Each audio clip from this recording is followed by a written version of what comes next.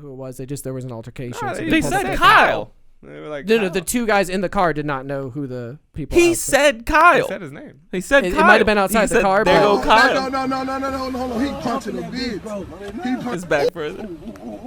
And she said, "We'll call the police." Yeah, punch that bitch. She gonna call the police.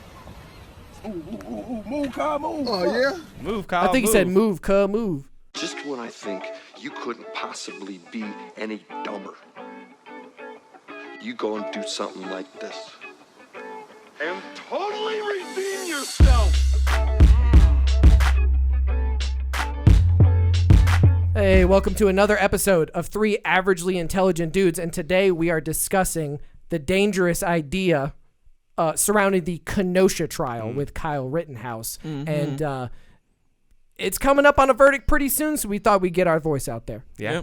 I'm interested to see what's going to happen when this whole thing wraps up, but we deep dive a little bit into some things that happened during the actual incident, some ideas that we've had about the trial, and like I said, we talk about the Proud Boys. We go deep on this one. Go into Proud Boys. We go into a whole panopticon. Oh, I love it. Give it to me. Is that what it is? Panopticon. I don't think that's right. Get ready for this episode. This one's going to be a panopticon of enjoyment. All right, well, let's do it. Yeah. Well, I feel like every single human, when this happened, like last August, saw the video. Yeah. Oh, yeah. Everybody. It was just literally everywhere. It was big. So when that happens, and then the trial comes around, it's, we had the George Floyd on video, and then the trial. Now we have the Kyle Rittenhouse and Kenosha on video, and now the trial. And then we have also going on at the same time the Ahmaud Arbery case, where that guy was jogging, and the guys thought he was suspicious, and then they pulled their guns on him. He wrestled one of the guys. They killed him. Now there's 3 guys that are charged with murder. So that's in day 7. I think we're on day 10 or 11 of the Kenosha one. So, this is all happening kind of at once. These, because George Floyd just happened. We talked about that maybe 2 months ago, a month ago. Yeah, Derek Chauvin case. They came back quick with that one. Yeah, the Chauvin case. Yeah. They came back quick. This one's going to be a little more contentious, which is why there's 500 National Guard troops chilling in Wisconsin right now. Yeah, because a lot of people there wasn't a lot of debate on whether or not that other dude was guilty or innocent, but there was some. This one's very political. It is very political. You have very right wing people being like, "Damn right," and then you got a lot of other people being like, well, this one has just as many layers, but a lot more political layers. Like the Derek Chauvin case was not like, let's pull up your TikTok and look at what your username was, and let's talk about your politics, because there wasn't any Derek Chauvin politics. But with this kid, a lot of politics involved. When the president is asked to name a hate group to be denounced, and he says Proud Boys, that's pretty prominent group at that point. And Kyle was like in with the Proud Boys or something, or he was like singing Proud Boys songs at the bar upon his bail release, taking pictures with certain people and flashing that classic OK sign. So that obviously that's not allowed in court. I don't know why I say obviously. I think I'm going to make the argument. That is I'm going to make the argument with Mac. In a bit. Yeah, about we were talking about it because we're legality of bringing certain evidence in. Right. But yeah, definitely, he was 100%. Don't you have a video of that? I do actually. Yeah, let's look at that because I haven't seen that video. 18-year-old Kyle Rittenhouse could spend the rest of his life in prison if convicted of killing 2 protesters this summer. In the meantime, while free on $2 million bail, newly released surveillance video shows the Illinois teen keeping busy, taking pictures with fans and drinking beers at a Mount Pleasant bar. January 5th, 12 News was there as Rittenhouse slipped out the back door of his attorney's Racine office after his virtual arraignment hearing. 90 minutes after that hearing. I was just saying turn off the subtitles. They're like huge. I don't know why. Prosecutors say Rittenhouse came here to Pudgy's Pub where he drank, flashed white like a whole power paragraph signs, worth. was even serenaded with a Proud Boys anthem.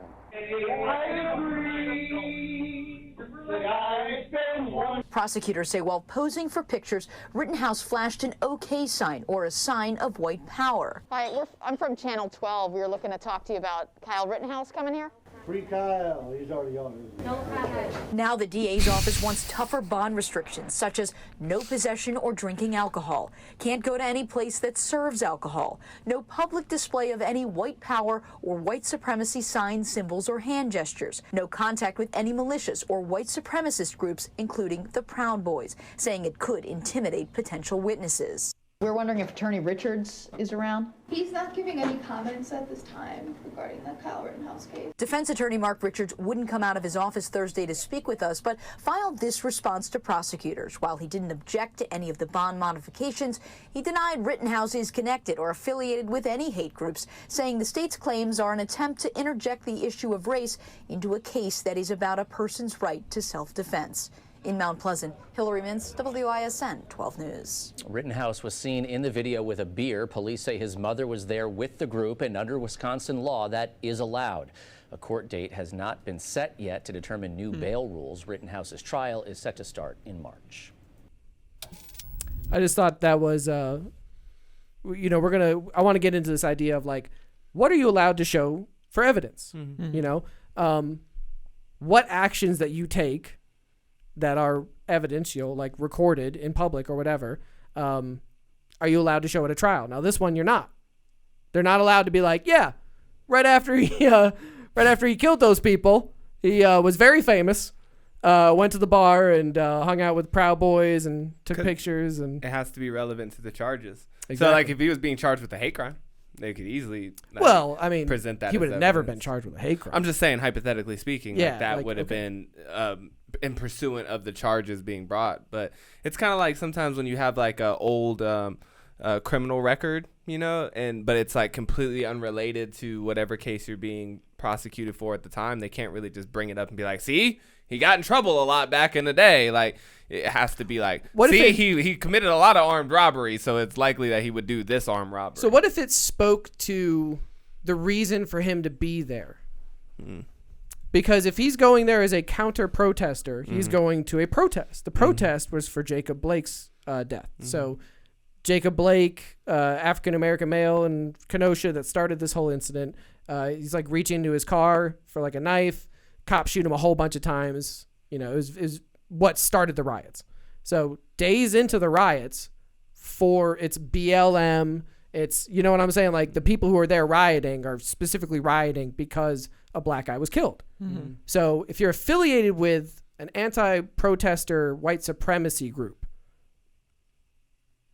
I could see that. You see what I'm saying? Now it's speaking to what is your state of mind while you're at this protest carrying a rifle. Right. That could be relevant. If they had video of him like in the act, running down the street, throwing up the signs or something and being like, or if they had maybe video of him on that day, like meeting with the Proud Boys and stuff ahead of the incident, then I could think, but like, this is something that's like way outside. What would him meeting with the Proud Boys have any relevance to the case? Because then you could use it to say like, that he was recklessly endangering people going to a riot as an anti-protester with a gun, specifically to counter-protest, instead of because like his. But that's just conjecture, because then it's just a he said she said. Because Kyle Rittenhouse would tell you that he was there to protect people and property and shit like that. What if there was a video prior to Kyle Rittenhouse going to the protest? This is days before, where he says he wants to shoot at protesters.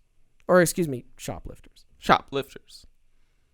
I still think because let's not conflate the things, because I was talking about whether or not it should be permissible evidence, not to say. About. I mean, I was just saying like I think that those things should be permissible evidence. I'm not saying that they prove that he was intentionally trying to murder anybody. Well, the whole idea of what it proves is why it's relevant. Like if it doesn't prove anything that has any relevance to him killing those people, then it's not relevant at all. I think it proves intention, though.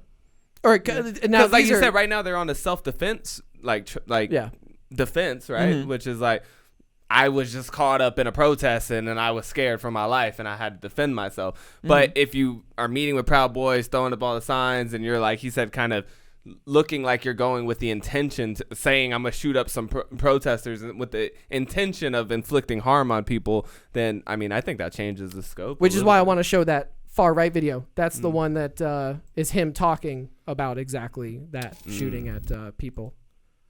Prosecutors in Kenosha County say they have video of Kyle Rittenhouse from 2 weeks before he shot 3 people last summer. This was admitted? They want to use that video none of as this evidence in his murder trial to show his state of mind. Rittenhouse is not seen in this video, but prosecutors say he is heard. He's heard wishing he could shoot at people he believed were shoplifting. Here is that video in its entirety. one of them has a weapon. She hung up.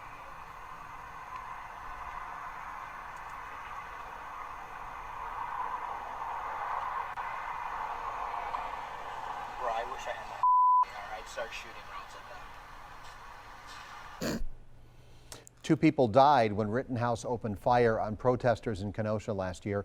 Rittenhouse's lawyers say he was acting in self-defense. In a motion to admit that video as evidence, the prosecution says this video, quote, proves Rittenhouse was ready and willing to use deadly force in a situation where it was completely unjustified. A hearing on this has been set for next month. That's very specific. Where I kind of like how he said that there. That at the end where he was like, this could show that he was going there with the intent to fire his weapon and be reckless. I think this should definitely. This feels like it has a better chance of being admissible than the other one, because I do kind of see what the defense or maybe the prosecutors are saying. Whoever tried to stave off that other video, because really nothing about this is relevant to race. You know what I mean? Like in the social sphere it is, but he's like I said, he's going after protesters or shoplifters, and we've talked about this plenty of times that like I don't remember. I know one of the people was white that he shot. Right, so it doesn't necessarily mean that he was like I see why they're saying like we don't want to make this a race thing, even though it feels like that, right? Like outside of court where you don't need evidence stuff, like it feels really racially driven, but in a court of law, like I don't see how you link those two. What's interesting is the court of law are the one who issued the order. You're not allowed to go and flash white supremacy signs anymore at the bar. Like all those things that they were asked, all those passed. Bond modifications. All those bond modifications passed. So it's interesting that we're not going to bring it up at the trial that he could potentially be a white supremacist. We're going to bring up a bunch of other dumbass shit.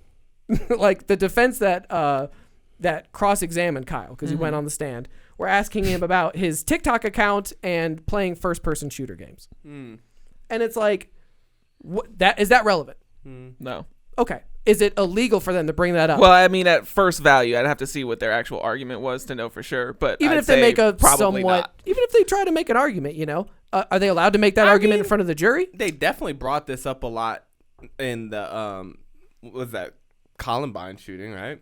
Yeah, like, I remember that was a whole spiel. Like they play a lot of first-person shooter games. Not just that; those boys, I don't know which one of them, had created custom Doom maps. Yeah, he told me of their school. Where they went, and it was the now not to say like that planning. It might not even been planning. It might have been just a LARPing fantasy, or a fantasy. Yeah, but Doom didn't make them do it. Right. They used it as a tool to facilitate. It was like their murder simulator. Yeah. So.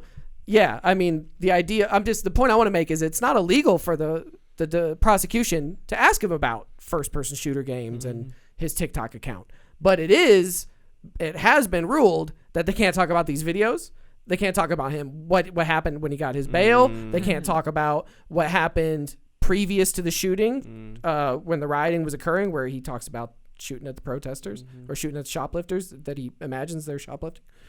But the last video, that was a terrible video. Yeah. Like, why would you even say anything like that? People shoplifting, not from your store. I wish I could shoot my gun at them. I wish I had my AR with me. I'd fire rounds at them. Yeah, and last, I have another video. We don't even have to show it. It exists, and I thought it's not relevant, but it was shared on Reddit like immediately after all this happened. Like all this happened, and people dug into Kyle Rittenhouse's past. Oh yeah. There's a video of him and his sister getting into an altercation with a woman. Now, I say woman. They're all under the age of 17 at this point, for sure. This woman included. She could be as young as 15 for all I know. I don't know the ages. I just know him and his sister are both. He was 17. She's like 15. She's very tiny, very recognizable. Her name is Faith, and she's just a very small person. And in the video, the sister, Faith, is getting into an altercation with a woman. People in her car filming it from a distance, like talking about it. And a physical altercation occurs, and then you see Kyle swinging on this girl hard. And I mean from the backside, looking like he's trying to hit her with what does Sergeant Hooks call it?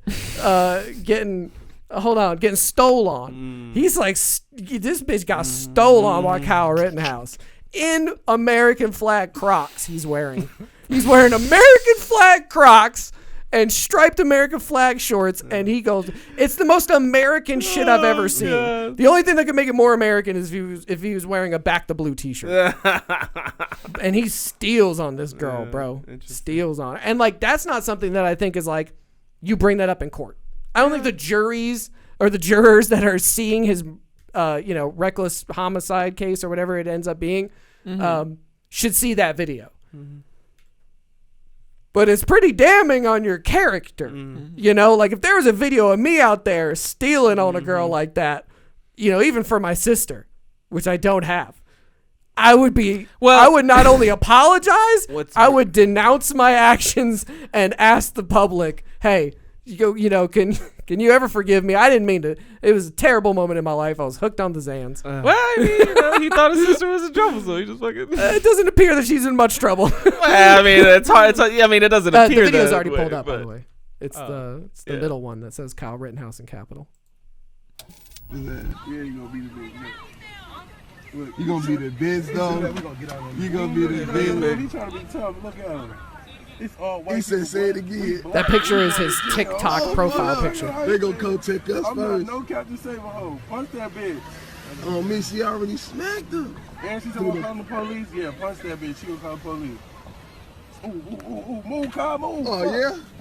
Oh, what? No. Hold on. He punching a bitch. He punching a bitch. They got very upset. They said, "Oh, he punching a bitch. He jumping that bitch, though." I guess he must have been kind of like, I don't want to say famous or like popular in his school, but seems like people know him. Like this seems like a school altercation of some sort. Right? Yeah, they're like in the parking lot. And they were like Mm-hmm. calling him by his name, like, you know, people be knowing who he is. Oh, the people fighting right there in that small group, but the people in the car said they didn't know who it was. There was an altercation. No, so they said Kyle. They were like, no, the two guys in the car did not know who the people. He said Kyle. He said his name. He said it Kyle. might have been outside the car. There but go Kyle. No. Hold on. He punching a bitch. He His back further. And she's gonna call the police. Yeah, punch that bitch. She gonna call the police. Move, Kyle, move. Oh yeah. Move, Kyle. I think he said move, Kyle, move. Oh. Yeah, 100%. Sound like he said Kyle. Well, they talk about this video and the guys. I think even in the about of this, it talks about the guys who filmed it. And you know, it's crazy that the internet can find this. Well, no, I think these two guys came out after Kyle Rittenhouse got in so trouble. they knew or whatever. who he was then. Like, how would they know? They'd be like, "Oh, I got video of Kyle." Like, you know, so. But nonetheless, that's true. Yeah, like that makes me think that even more so. If they came out after the whole Kenosha thing happened, and they were like, "Oh, yo, I got this old footage of when we were in high school, with him beating up this woman," like. Then you for sure knew who that guy was, because otherwise, if this is just some random white dude, then you wouldn't know that it's Kyle Rittenhouse later. Dude, it just blows me away that people like that the internet can find this out. Yeah, like internet. According to Reddit, these two guys have said that they don't know him and that they just filmed it as passerbys. That's according to Reddit. I don't put a lot of faith in what Reddit says. I'm just saying, generally, I'm not taking them necessarily at their face value. I'm just saying, like, in the post about this that comes up on the top Google search when you search it, it's the Reddit post that's been locked by Reddit with tons of people and admins and people who put their names on their accounts. And they put it out there and nobody was like, these two guys actually know him, you know, like it was reported at the time, whatever. Then how do you know that this is Kyle in the video? Like okay, I don't give a fuck about that. What I'm saying is, like, if the internet can identify that was Kyle Rittenhouse, then that's even scarier. Like, if these people didn't come forward and be like, I got video of Kyle, but if the internet was just like, enhance. Like, how would you know? Like, you never see the guy's face. You know what I mean? Like, that they can, like, because I watched that, it's blurry as fuck. I can't tell. Now, you can't really see because the graphics are over the top of it. He's wearing the Crocs. That's why that picture comes up. Those are very famous Crocs. He's not the first person I've ever seen wear those Crocs. But if I took a picture of a bunch of random white kids fighting in Kenosha, and one of them was wearing the American flag shoes. You think Kyle Rittenhouse is the only man in Kenosha? No, I'm saying I'm doing the logical conclusion. Okay, I filmed something. Okay, this guy is wearing very prominent American flag shoes or whatever. I put the video up on YouTube or TikTok or whatever, and I say, people in Kenosha fighting. Okay, then Kyle Rittenhouse does this thing. Now the internet's interested in him. People start digging into his internet past and looking at his TikToks and things like this. Now That's your TikTok profile picture wearing the exact same Crocs that you're wearing in the supposed alleged video. Now, I'm not saying the guys came forward and were like, I remember taking a video of a kid in Crocs and I recognize this TikTok photo. I'm just saying, according to the original post, these guys did not know Kyle. They took the video. It went on social media. Sometime later, the internet found this video. Yeah, that's even scarier. And has connected the two. That's what I'm saying. That's an even scarier proposition to me that the internet. That they tracked this man down on his Crocs. You know what I'm saying? Because this is the most random video that you could ever possibly have. So my thing is like that they were like, it's on some of that like don't fuck with cats type shit. Right? It is. Yeah. How were you like? It does not scare me. I've seen those Crocs before. Well, because it's a totally. It would have in that scenario. It would have to be a totally. Like somebody that found out about the Kyle Rittenhouse stuff and then looked into his stuff was also somebody that happened to have seen this video. Yeah. Or, I mean, because we can go deeper here. There could be another person who was in that group who shared something on social media about this fight. That's true. That could lead you to this then, here's Kenosha fight videos. But I mean, I love how they also, it's really funny. Like you're saying that they identified him off of his red, white, and blue shoes, and I'm like, his shorts are red, white, blue. No, but you can't tell. Pull the from video that back, video. 100%. You can tell, dude. It's incredibly clear. In the earlier parts of this video, when he fights, one of them flies off. Like it's very prominent. You just make it bigger. She's gonna be the bitch. Steel man is argument. I'm trying to see these American flags. He's gonna be the bitch. He trying to be tough. Yeah, you can see him. It's all white. He said, "Say it again." We going to jail. Oh, they gonna come take us first. Plus, his sister is very obvious too. She already smacked him. And she's gonna call the police. Yeah, punch that bitch. She gonna call the police. Ooh, move, Kyle, move. Oh yeah. Oh, what? No. He punching a bitch. He punching a bitch. They definitely know that that's Kyle. I believe that the people filming this know who all these people are in this video. This looks like a high school altercation. It does. It looks like high school. And they were like when you're about to like leave for high school and you're like, oh shit, Kyle's sister about to get her ass beat. If we cared enough to go deep dive, I think we could find interviews and or newspaper or written source that these guys are saying that they didn't know them and they were just filming randomly. I'm saying, like, if we cared enough. If somebody came back and asked me about it, I'd have been like, nah, I never met that fool in my life. Okay, good point that they could be lying. So, I would never say that I was associated with Kyle Rittenhouse. Yeah, we don't have to do the deep dive because they could be lying. Either way, to get back to the topic, this video is completely irrelevant to him shooting people years later. Agreed. And I think it's also like, I don't know how long ago this was. It's true, but I mean, if he's 18 now, I mean, like, unless he failed a grade, I mean, he could possibly still be in high school then. Yeah. Well, he was 17 when he did the shooting, so it could have been. I guess that's literally true. It the day been before. Like, we don't know. That's true. Either way, I think that we have footage of a lot of the events that happened that led to this trial, and so I think that if people are uncovering shit like this, then there might be more footage that we could look into, maybe CCTV videos or something like that. But basically, you want to try to find as much footage of Kyle Rittenhouse, and I'm thinking about if I'm the prosecution. Yeah. I want to find as much footage of Kyle Rittenhouse in Kenosha, Washington, prior to him shooting those people as possible, so that I could find something where he's initiating the attack or whatever, because that's what it comes down to. This is a self-defense case, so you have to find out who initiated the assault. Was it Kyle or was it the people? Because even if Kyle, this is the funny thing about the law, even if Kyle had intended to go to Kenosha, Washington to kill people, but didn't kill anybody until he was attacked by somebody else, then it's self-defense and you can't arrest him because he didn't murder those people with the intent. He was being attacked, so he defended himself. From what I understand, I just watched this morning where the judge read the counts to the jurors. And to my knowledge, counts 1 and 2, you can argue self-defense. That's the homicide charges on Rosenbaum. That's him, someone... He's running through that parking lot and he turns around and shoots him. Yeah. But the reckless endangerment charges, it's like charges 3, 4, and 5, I believe, if I'm not mistaken, self-defense does not apply. It doesn't matter what happened with him and Yeah, Rosenbaum, yeah. But do you really this think is- that they want the reckless endangerment charge? Well, I'm saying the reason they tacked on lesser charges is because they want to get him for something. They want to get him for something. Because they feel their case slipping in the Rosenbaum attack. Yeah. Now, the Rosenbaum attack is the first guy who threw the shopping bag and then rushed him. And then Kyle shot him multiple times. Which I find... Who was also a scuzzbag if we're going to be bringing in people's histories. I mean, that guy was a total douche. That's the thing about a victim, though.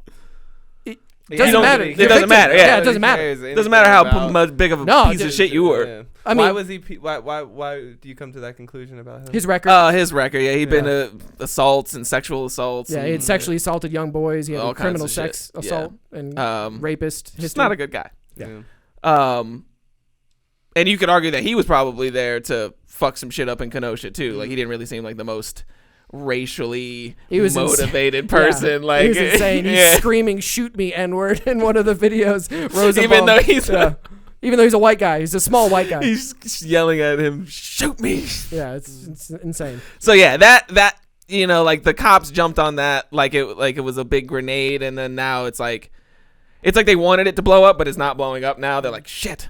What do we do about this? And so, yeah, like I think that the reckless endangerment, I mean, he might get a couple of months, maybe some probation and shit like that, but that's not going to be what I was just saying the self-defense does not apply to those charges. Counts. That's true. Yeah, because it doesn't matter if you go with the intent and you recklessly endanger lives by actively seking the danger. Right. Then there's no self-defense there. Yeah. But if your life is in danger and you're going to be killed, then you can claim self-defense like if you did not initiate it, which is why the main arguing factor right now is, did he point his gun in a threatening manner previous to him being rushed? Because they have FBI drone footage and some other because they did compile a lot of footage and show it to the jury. There's a shit ton. Tons of footage. Is he a resident of Kenosha, Washington? No, he is not. He is from Illinois, so. and he That's lived what I heard. not very far away. He didn't live very far away. Yeah, but he crossed state lines. He did with a gun. Dun dun dun. Imaginary borders. I mean, I saw that meme. I feel like That's this is hilarious. enough right there. Like I just don't understand how They took the firearm charge off. That's not enough to yeah, they dropped that. They dropped that. intention. You know, like, or to say like, well, I was acting in self-defense. Like, no, acting in self-defense would have been to keep your ass at home. His mother goes as far to say, if he didn't have a gun that night, he would have been killed. Yeah, I think that's highly doubtful. I think if he didn't have a gun that night, he wouldn't have been there. What did he say he was doing there? He was there to property, protect property. which he did not. He said that in court too. I don't that was remember. great for the media and everything, but he said that in court because that's not a good defense in court. I'm not sure what he said in court. I'm not Yeah. watching the trial, but I would like to know what he said about his intention or motivation for being there in just the pull up first his. place. Well, it's like He did 2 hours, testify, but you know, That's true. It is. It's a long time. it's a long testimony, And he has to get cross-examined. So exactly. That's where it's like 2 hours. But I see your point there. Because because you want to see state of mind, you want to see intentions, intention, right? Like provocation, I think is the word that which I've is heard come which up is a lot. why they argued and didn't make it in, but they argued for the white supremacy stuff because they're saying that shows his intention. His intention is to go to a BLM protest and shoot at people. Because he was at the protest all day. They show him. There's video of him. Now, both the Washington Post and I think the New York Times have done visual investigations. Each one about 25, 30 minutes. I've watched them both. They were interesting. They show the same thing, which is just there's a ton of footage. They, by the way, don't show the FBI drone footage. That didn't come out till the court. right. But in both of those visual investigations, they show him casual, just interacting with protesters. He's got a medic bag. He's asking if people need water. He's cleaning up graffiti. Looks good. It looks like he's going there. He's a counter protester or an armed guard or militiaman or whatever you want to call what he was doing. But he was doing it in good spirit. A peaceful way. Now, the reason he gets into the altercation with Rosenbaum is because he sees or hears or understands that people are lighting a dumpster fire down the road. So he rushes with his rifle to, I guess, stop the people putting things in the trash can that are making the fire. Is that what you're there for? Are you protecting property? Now, what property are you protecting? Dumpster. Because at this point, nobody has lit up. Now, previous to this, they had burned down car dealerships. They had lit new cars on fire. It's very bad in Kenosha. There's a lot of vehicle damage. So in Kyle's mind, now I'm not saying exactly what he said or what, but it looks like he's thinking, oh, there's dumpster fire. They're gonna fucking fuck up this car lot. So he rushes down there, and if he pointed his weapon and menaced people with his gun, which caused the provocation of Rosenbaum, there goes your self-defense case. So that's why people are kind of on the edge of their seat this week, because nobody knows how it's going to shake out. It could very easily shake out that they say, hey, no, self-defense. This Rosenbaum guy rushed him. We don't think that he menaced him and caused it or provoked it, and they might get him on a lesser charge. But I think the case is there. I think when you take the totality of the evidence, not including him stealing on that girl. I mean, whatever. He stole on that girl. Big deal. I mean, it's fucked up. It speaks to his moral character. Doesn't apply to this case. You could be a scumbag and still go to a counter protest and kill someone in self-defense. It makes sense. The other videos, however, I think should have been shown in court, are relevant. And if you're going to ask this kid about his fucking TikTok profile, I think you should be able to ask him about him 2 weeks prior saying, I want to shoot at shoplifters.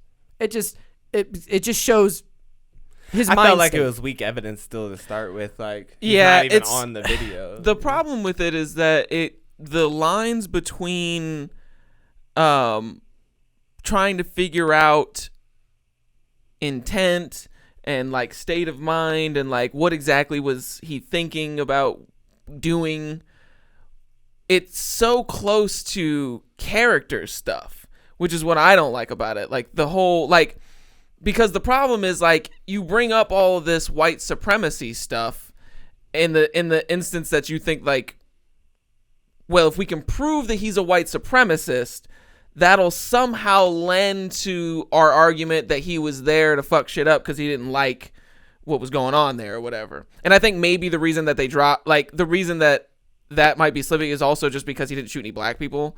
And it's like, or I can't remember, were all the people that he shot white? Because 2 of them are dead, but one of them was just shot in the hand. Technically. I mean, because like I think Gage Grosskreutz or whatever, he's just like a white Jewish guy. Yeah. And then the other guy, the skateboarder guy, believe he might have had some sort of probably mixed. I mean, they're mixed with it, but I bet you if you ask them, they basically, probably say like we're white. It looked like 3 white guys. Yeah, but I mean, so that's probably where like the white, like they probably couldn't get the court to be like, oh, okay, we can see what you're saying with the white supremacy thing. It's like all the people he shot were white, so like that seems kind of irrelevant. Even if he is a white supremacist, how is that relevant to this? Because he shot white people. Yeah. Well, we keep going back around to the point of like, why would it be relevant? And my argument would be that it's a Black Lives Matter protest that he's going to with a rifle, which ends up with my counter argument, if the tape was admissible, I'm just saying if, was that, you know, maybe the Proud Boys attached to him post all this. You know what I'm saying? Like, I thought about that too. Yeah, like you got to think, like he said, to a lot of people, he became a celebrity of sorts, and they even mentioned that, you know, people wanted to buy him beers and wanted to hang out with him. And I heard in the video they said that they serenaded him with a Proud Boys song, and it was hard. They had everybody's faces blurred out, so it was hard to see if he was singing it, or even if he was, like if he's not the guy, like if he's not singing Proud Boys songs in the shower, then it's hard to say like, look at him singing this Proud Boys song. Not to mention $2 million bail. He didn't pay that. I don't know who paid that, but he didn't pay that. I'm gonna tell you that. Individuals paid for that. Individuals. Yeah, he had some took up his contributors cause. for sure. Yeah. And so I would. It wasn't the ACLU. I'd take some pictures with the motherfuckers too if they post my $2 million bail. Hey, appreciate you, dog. Hey, dog. Yeah, what do you want me to do? This? Yeah, this. All the time. I got you. Y'all gonna sing me a song? Hey, hell yeah. I'd be on the team too for a $2 million bail. They weren't playing the circle game. I'll tell you that. Yeah. So it's like. So I mean, it's pretty fucking obvious when you're doing it like this that you're speaking to the very specific. Oh, they definitely. But again, this was my point though. This is my overall point. Like the white supremacy thing is like, I don't really feel like that. Just him being, let's just say that he was a white supremacist. Yeah. I don't see how that is in any way related to the case. I definitely think it is. Because you're allowed, it's not illegal to be a white supremacist. So like holding the AR-15 idea in the middle of a Black Lives Matter protest though. I mean, the Proud Boys do it all the time. It's not illegal, but it That's speaks what I'm to the saying. state of This mind. is the part about with the law. This is the part about the law, though. Is like that's why it's because the way it's written is supposed to be really black and white. But then when you get into the court, you can make all these emotional and character-based arguments. That's why we have 12 people decide. Like, I know. One, you know? But I mean, I just think that's it. Totally it contradicts the whole idea of what the point was, which is that this is about facts. This is about what actually happened. So if you can say he was at white supremacy meetings where we have tape of him talking about attacking people in Kenosha or some shit like that, that's admissible. And then you can bring up the whole white supremacy thing. But if it's like, by the way, he's a white supremacist. And like, that's just to play on the juror's mind to be like, well, now I don't like him as a person. So it's not real evidence. Yeah, exactly. Like you have to have the reason you present something is it because it shows something as evidence to him killing those two people in Kenosha this event. And that's why I said you need to look at the footage and see who started the altercations, because it's an assault event and we're trying to figure out who assaulted who, because that determines who's in trouble. And so the fact, like, if you assault a white supremacist, you don't get off just because they're a white supremacist. If they weren't doing anything to you, then you go to jail because that's assault. So you can be a white supremacist, and that's why I don't like all these character arguments, because it's like when you bring out these character arguments, you're just using them to paint them as a bad person, just like they did to OJ. But there is a burden to prove motivation. Right. So you have to have motive for any crime. That's a big thing. And so, I mean, I guess you could call it character, but you could also say it's motive, right? Like, because character leads to motive. I would point at the exact question. Hard to say. I would point at the question, why were you there? Right. Right? Because if you look at that good question. If you look at the question, why were you there? You know, like you can go up and down that ladder of questioning, or in and out of that line of questioning, where it's like, okay, you know, I was there because I wanted to protect property. From who? Oh, from people who were like rioting and like looting. Who are they? Oh, that's BLM. The BLM movement is hosting these protests in response to the Jacob Blake murder. Not necessarily the protesters or looters or rioters, you know what I mean? Now, I'm not... No, but he's saying, like, that would be a great tactic for the prosecution to take. Here? Like, what are you doing here? And make him say some shit to make him look bad. The ultimate answer to why you are there is to protect property from the protesters. And the protesters... From anybody damaging property. I mean, I guess so, but still, like that's what I would say if they were asking me. That's an easy line of questioning to dive and dive. And that's why that's how I would, if it comes out that he did like rush the dumpster and like start yelling at Rosenbaum and them, I'd just be like, hey, well then where's, you know, how come I'm getting charged with reckless endangerment, but lighting a dumpster on fire and trying to stop that person is like not okay. It's like, where's the vigilante justice in this? Like, it's all over this shit. Well, no, that's what I'm saying. Like, how come they're not bringing up this idea of like vigilante justice? Because if you're going to stop people from committing crimes, it's just like, that's what the police. You know what I'm saying? Like, why do you have the authority to do that in the first place? Right. But my thing with because I definitely think that why he's there, that's why I brought it up before, the fact that he doesn't even live in Kenosha. That shit alone, like, should prove some type of intention, or at least, like you said, get in the minds of the jurors. You know, because it's not always about, like you were saying a second ago, it's not always about necessarily proving hard cold facts. Sometimes it's just about persuading convincing people's perception. A majority of the jury. You gotta just convince the jurors. Speaking of the jury, I just want to make a quick point. There's 18. 12 of them get picked out of a bingo machine to then be the actual people who try the case at or go into the room and figure out verdicts. Oh, that's interesting. So instead of having like a set 12 and then backups, it's randomized each day. It's 18, and then at the end they pick 12 of them. Oh, okay. You mean it's 18 the whole time? The whole time. And then 12. Okay, At the very end, they pick 12 randomly. Okay, that's cool too. I thought you were saying like some days you're not in the court, and then I was like, well, then you can't put those people back in the room. All 18 are there every single day. Got you. Another quick point to the jurors. 17 white jurors and 1 African-American juror in a case that race is not mentioned at all. Mm-hmm. And I want to, like, you make a great point about the race not being mentioned, because, like I said, if I was a prosecution arguing this, I would have done everything I could to show in some racial way, motivation? Not necessarily racial motivation, but because think about it like this. If you're a racist white guy, right, and you're associated with the Proud. Now maybe he wasn't associated with the Proud Boys till after. But let's say you're just a racist white kid. You know, this is like everybody's dream. You get to go to a protest, carry a gun, and kill some some protesters. Like now, like this is. Oh man, hell yeah! This is vigilant. I can go to a protest now. The next time somebody kills a black guy, a cop kills a black guy, I can go to a protest with a gun and be like, "Yeah, you about to get Kyle Rittenhouse, motherfucker! I dare you to try to attack me." Like you said, it's tough though because he didn't kill any black people, so that just really like. Well, think about this. What's the majority of the crowds in these protests?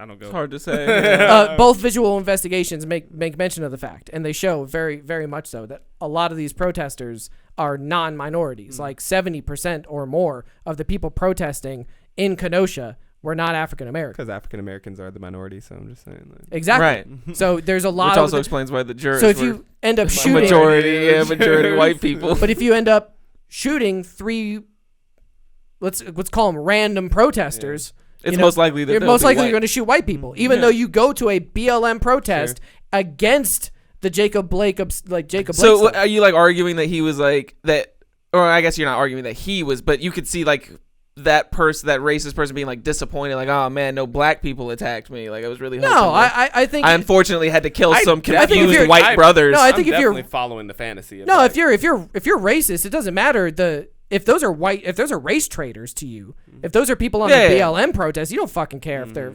especially since he blew a Jewish guy's bicep off. He's probably like 2 for 1. Yeah. You know what I'm saying? And didn't that guy come back and say that he was trying to protect him? No. He testified that he was trying to subdue him.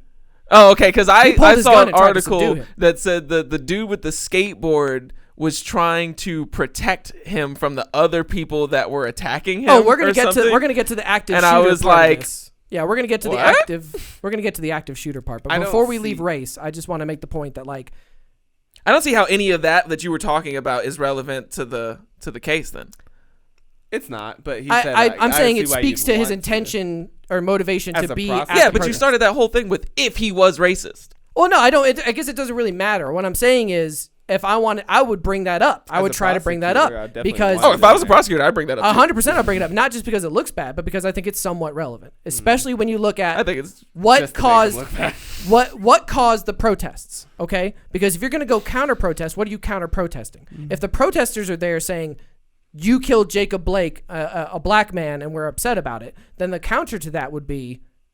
He deserved to be shot. So you're picking a side when you go to this protest. But sometimes, but how is that? But that's what I'm saying though. Like him being angry at black people isn't relevant to him killing those people. It speaks to his intentions when he came with a gun.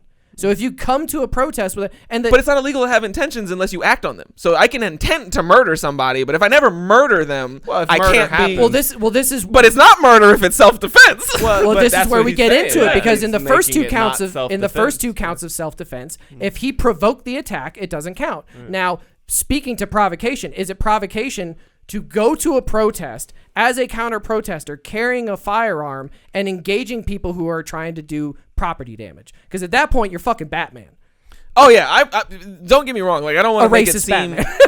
like, I am not saying he's racist. I'm not here to, like...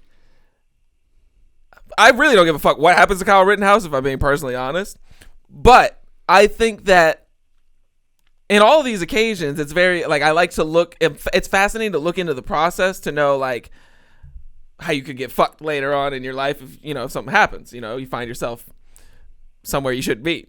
And this is the number one thing that's totally wrong with Kyle Rittenhouse's case, which is like, what in the fuck were you doing there? Yeah, just like you said, because that's like, this is why I didn't know who was like. His mom drove him there. Why would anybody? Yeah, his mom's a fucking. She's in the bar with him with the Proud Boys. Yeah, so I mean, it's like, yeah. What do you want to do, honey? Where do you think he got all these ideas from? Where do you think like he grew up? So, yeah, high school student. Yeah, that's 17-year-old. So it's like, I think that once he's there and like, because I think that why he's there isn't really relevant to the self-defense cases, but if you can prove that it's not self-defense, then I guess it would be relevant. But the problem with the process is that you can't go back and retell, like you can't like leave out the white supremacy and the intention stuff until after you've determined that it's self-defense, which I wish you could, because then you could be like, all right, we've determined that it's not self-defense.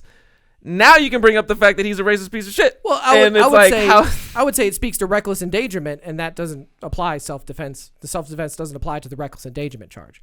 So if it is reckless endangerment, you could tie that to reckless engagement is what I'm trying to say. They didn't, but I'm saying if you could somehow bring but it the to, point of it, but you wouldn't have to bring up the fact that he was like part of a Proud Boys group or that he had any sort of vision towards minorities in that argument. You would just have to say that he was somewhere where he didn't live with a weapon that wasn't licensed and he ended up shooting people. That's reckless endangerment. Yeah. But you have absolutely no reason to bring up the fact that he's a white supremacist in well, once again, he wasn't going. Because once you've determined that it's reckless endangerment, there is the intention was to recklessly endanger. It doesn't matter whether he wanted to do it to black people or white people or. Yeah, but I mean, he wasn't going unless to you're like charging him with a hate crime. He wasn't going to the grand opening of a bistro. He was going to a protest. Like, this is a protest. He is a counter protester. The protest is because the police shot a black guy. He said he was a counter protester. He said he was going to protect I need property. to know. I really. He said you would never say your truth. But here's a great part. What his argument was. True intentions. We'll never know. Because my thing about it, really, this case hinges on provocation. Like we talk about, who started it? Really, is essentially.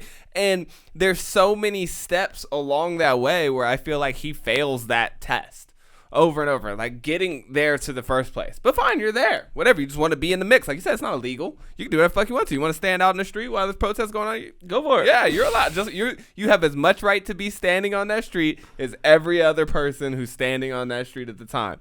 Now, somebody's like, yo, they're lighting dumpsters down the street. And you're like, what? Say word. Let's go. You know what I mean? And then you run over there. None of your business. You ran over there to, hey! What are y'all doing over? And then you get into an altercation. It's like, I just imagine I'm at the grocery store and I'm shopping. And I decide I want to get in an altercation with somebody. I'm like, hey, you a bitch. That's right. I said I got freedom of speech. You a bitch. And that guy's like, oh, I'm a bitch? I'm about to fuck you up. And you ain't about to fuck me up. Pow, pow, pow. And you shoot him.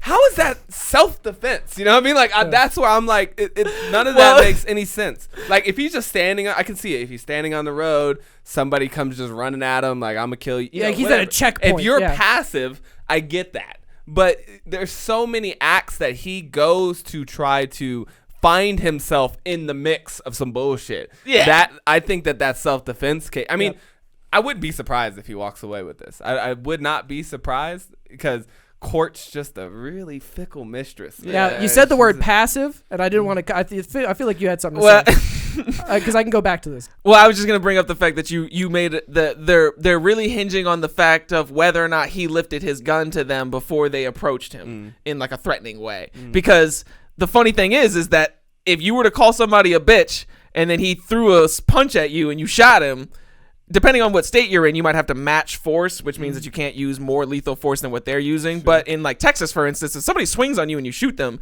ain't nobody going to say that that's not self-defense because words aren't violence as far as like freedom of speech is. So like, as long as Kyle's just standing there with the gun down and he's like, y'all not allowed to light this dumpster on fire.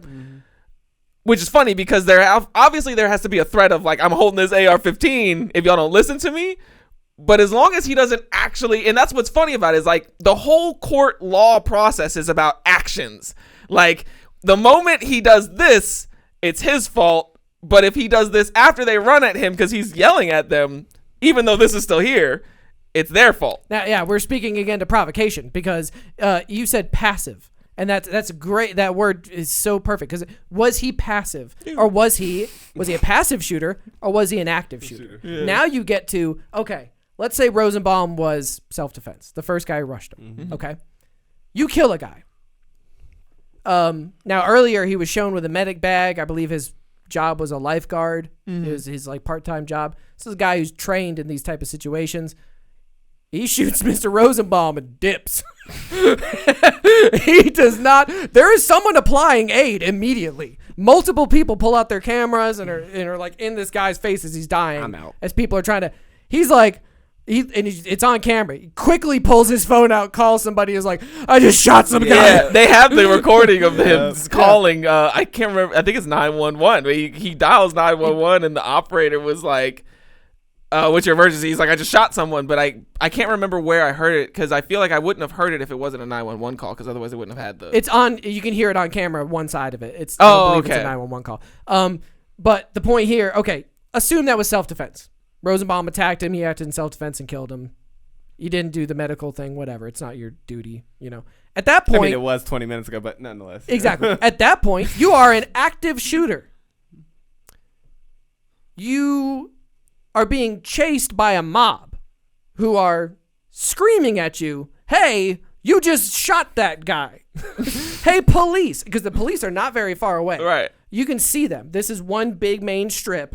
Police are up here. They're coming. They've pushed the protesters down this way, and they're still coming down this way. That's why as soon as Kyle gets into the altercation with Mr. Grosquitz and the skateboarder guy, he is then, when he walks away from that, he's immediately at the cops. Right. Where's where that famous picture of him getting passed by all the cops with his Yes. hands Yeah, up? yeah. Yes, he ended up just going home that night, turned himself in the next day. They just walked Turned right himself by. in Illinois. Anyway, 17 white jurors. You know what I mean? It's Kenosha, I guess. But the point I want to make though is he's an active shooter at that point, regardless of defense or provocation or whatever. Right. He's an active shooter. He just killed somebody. He still has a gun. He has not disarmed himself. We don't know if he's trying to turn himself in. Obviously, he's running up the street, but who knows? He's running up the street. He gets attacked. He trips, and then he gets attacked. The first guy to attack him and kick him is an unnamed black male. He comes in and lands one really solid. Just one comes in like motherfucking Chun-Li, hits him with the downward assault kick, and dips. Smart man. Yeah. Get your kicks and dip. If you're trying to subdue an active shooter and you get shot or killed, who is held responsible there? Because that wouldn't be considered like vigilante stuff. That would be considered like you're trying hero to do. Shit. Yeah, you're a hero. Like if okay, so if you see the a problem terrorist is like action and like you an tackle a active terrorist. shooter is a term that can be applied to both people who are defending themselves and people who are committing acts of like terror or something. So in a grocery store, to attack an active shooter, that would be seen as like a heroic thing. But if like you attack someone who shot, well, it depends though, because it really, at that point, like how much of what happened with Rittenhouse and Rosenbaum did these people know about? You know, like if like you're doing something else and then you hear somebody get shot behind you and then some dude just starts running away and you're like, hey, like I shot that guy. And then you start chasing him and you have no idea why he shot him. You just like, shot guy. And then you get shot and then they're like, what did you know about it? And he's like, I knew that he shot somebody and I wanted to stop him. So it's like, that's tough. A man running down the street with a gun. They're yelling back there. He shot that So guy. maybe it's like a tie in that situation. Because like he's like, if you could prove that it's self-defense and then he shoots him afterwards because he's chasing him, it's like, well, look, he didn't know that he thought that he murdered him, so he can't get in trouble for attacking him. But he also didn't murder that guy, so he's not charged with murdering this guy either. Complicated. It's very complicated. It's like I think he's gonna walk away. Yeah, I think he's gonna. Some of those charges are gonna come back guilty. He'll probably get like the less charge. Yeah, like, well, he can't get a firearm charge, which is weird, but I think that's gonna get go to somebody else, like either the FBI or the DEA. Well, they'll put it back to Illinois because that's where it started. Yeah, I'm not. It's usually the person that prosecutes the state line crossing would be like where you came from. So they would, after that, like if you were like transporting weapons, they try to figure out where you originally started that journey, and then you'd be prosecuted there. This has been Judicial Jurisdictions with the 3 hours of intelligence. Yeah, we're not lawyers, by the way. None of this is legal advice. That's funny.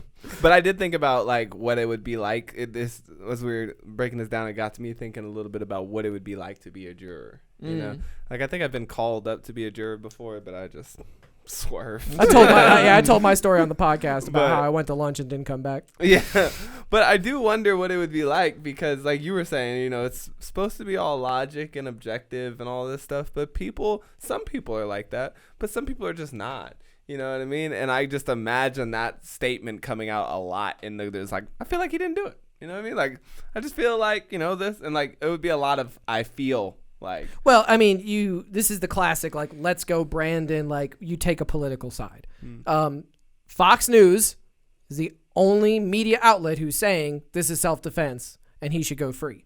Every other media outlet has kind of taken this case, some of them not so biased, but most of them with like a biased tilt of, look at this kid, he shot those people and he shouldn't have been there. You know. I think he shouldn't have been there.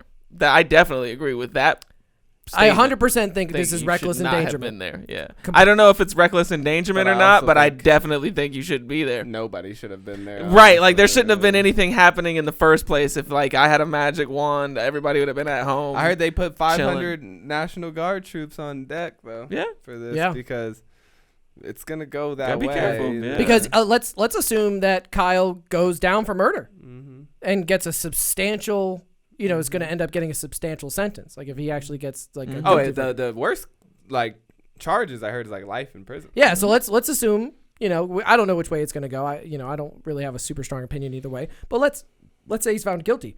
Could you see armed Proud Boy protesters in Kenosha? Probably. Yeah. Yeah. Well, they're not big into protesting, but I could see them doing their whole. They show up with their guns. Yeah, that's what I'm saying. I see them walking around that's protesting, but I see them walking around with guns. I definitely see them walking. Well, I mean, and also I wanted to bring this up earlier, but like, did you probably didn't see it, but did you ever see the Jimmy Dore interview where he interviews the Proud Boy guy from he's the guy that gave that speech where was it? I can't remember. He's where he's wearing all the tactical gear and shit like that. But hearing him talk about it, it just reminded me that, like, when you say Proud Boys, like, not everybody that calls themselves Proud Boys would, like, accept the things that we're describing about them. Sure. And so it's, like, tough to say, like, kind of like linking him to these, linking him to these groups and stuff. And it's like, if I say I'm Christian, some people think that means that I'm, like, family oriented and that I'm like a nice person and stuff, and some people think that it means that I'm like a total shitbag or whatever, or like higher than thou and shit like. So it's like it's tough. This is similar to Antifa in the sense that it's a loose collection of individuals and no actual hierarchy, but different in the sense that you have very prominent Proud Boy members or people who created it or people that were higher up in the echelons who are no longer the people who got charged in January 6 riots because there's video of all of them breaking into the Capitol building. That's a different kind of Proud Boy. But Gavin McInnes, the guy who went on Jimmy Dore, that's not Gavin McInnes. It's a different guy. Yeah.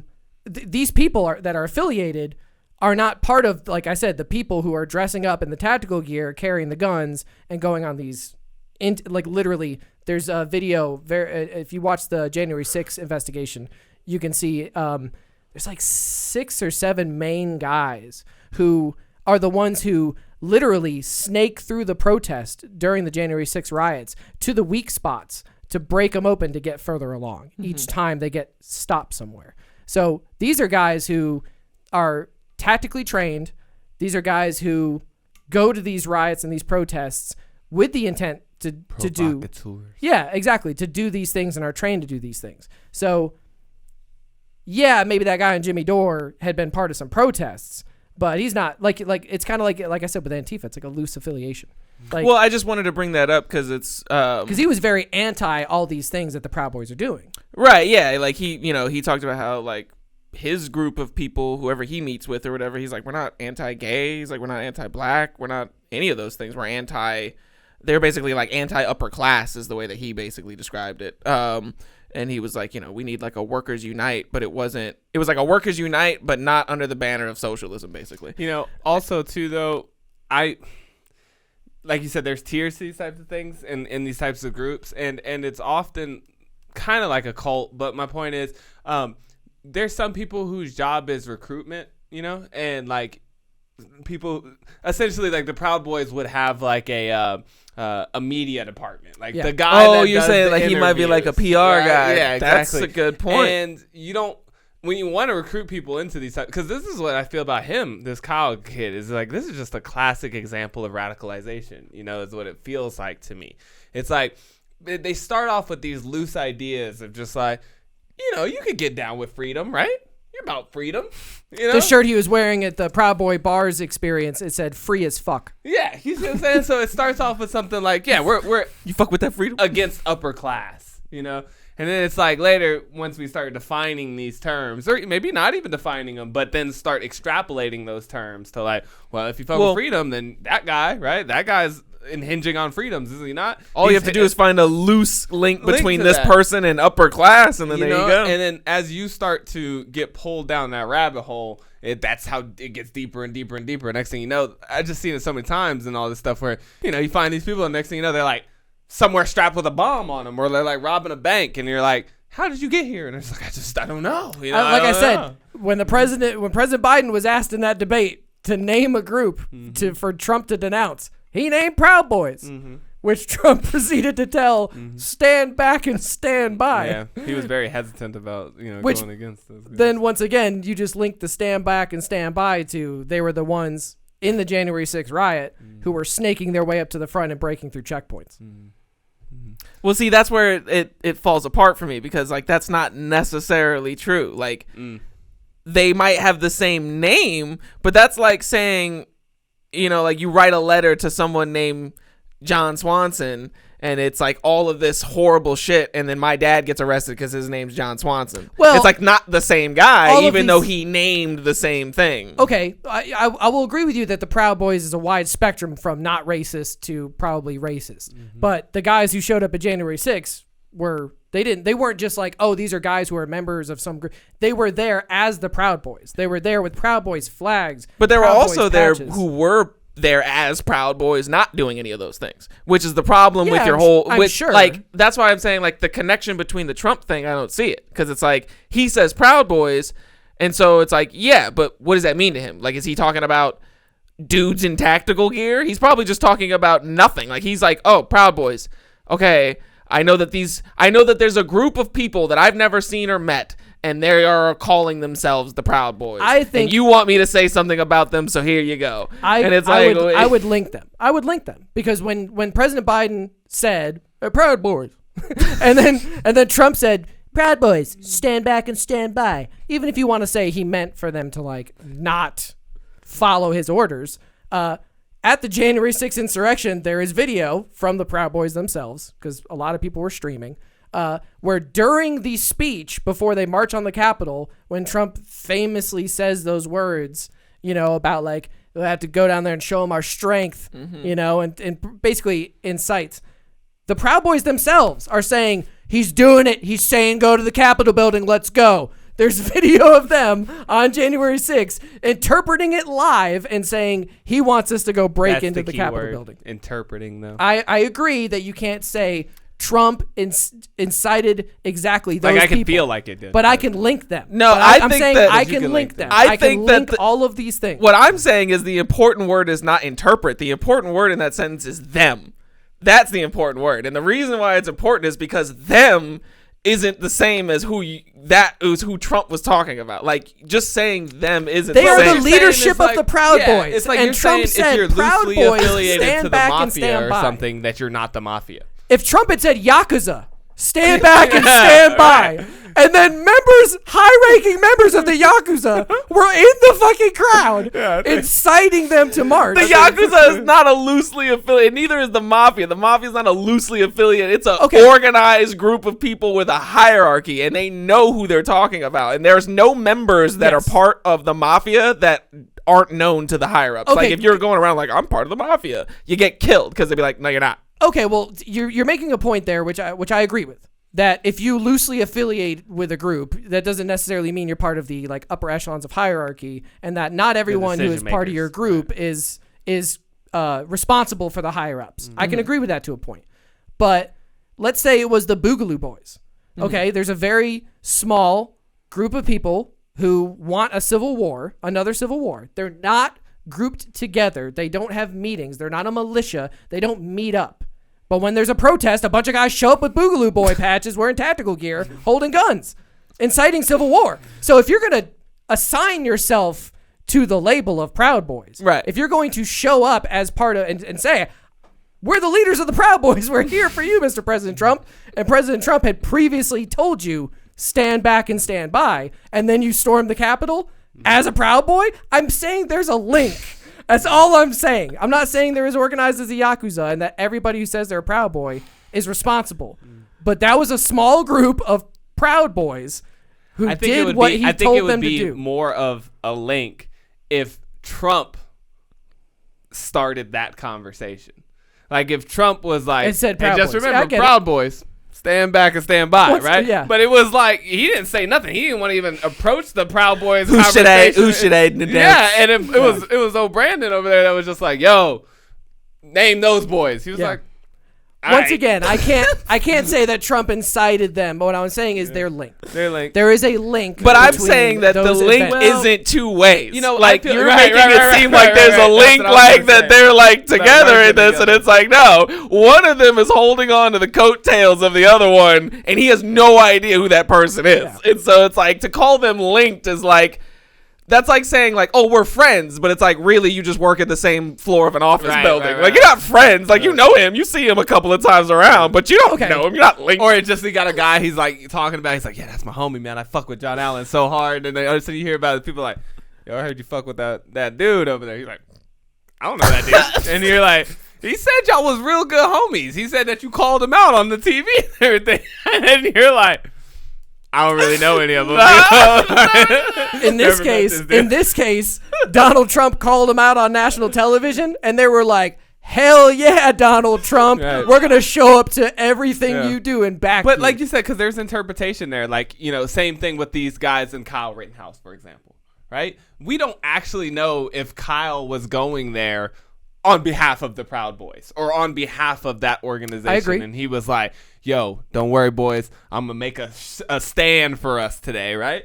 But then he does whatever his actions are. Who comes to attach themselves to it and be like, hey, man, we're proud of you, dog. We like what you did. Good job. You should be one of us. We're going to serenade yeah, you. like, you know what I mean? Like, come into our fold, And he wasn't like, no, I denounce you, racist Proud Boys. Hey, $2 million bail. Okay. Yeah. So, I mean, he said, what do you want me to do? He leaned over to his mom and was like, these are the guys that paid the bill? For, okay, cool. What's up? Yeah, beer. All right. Now at that point, he's politicking. You know what I mean? Shaking the hands of the contributors to his campaign. But I think that's what makes it fishy and hard to link because, again, I'm just talking about objective fact here.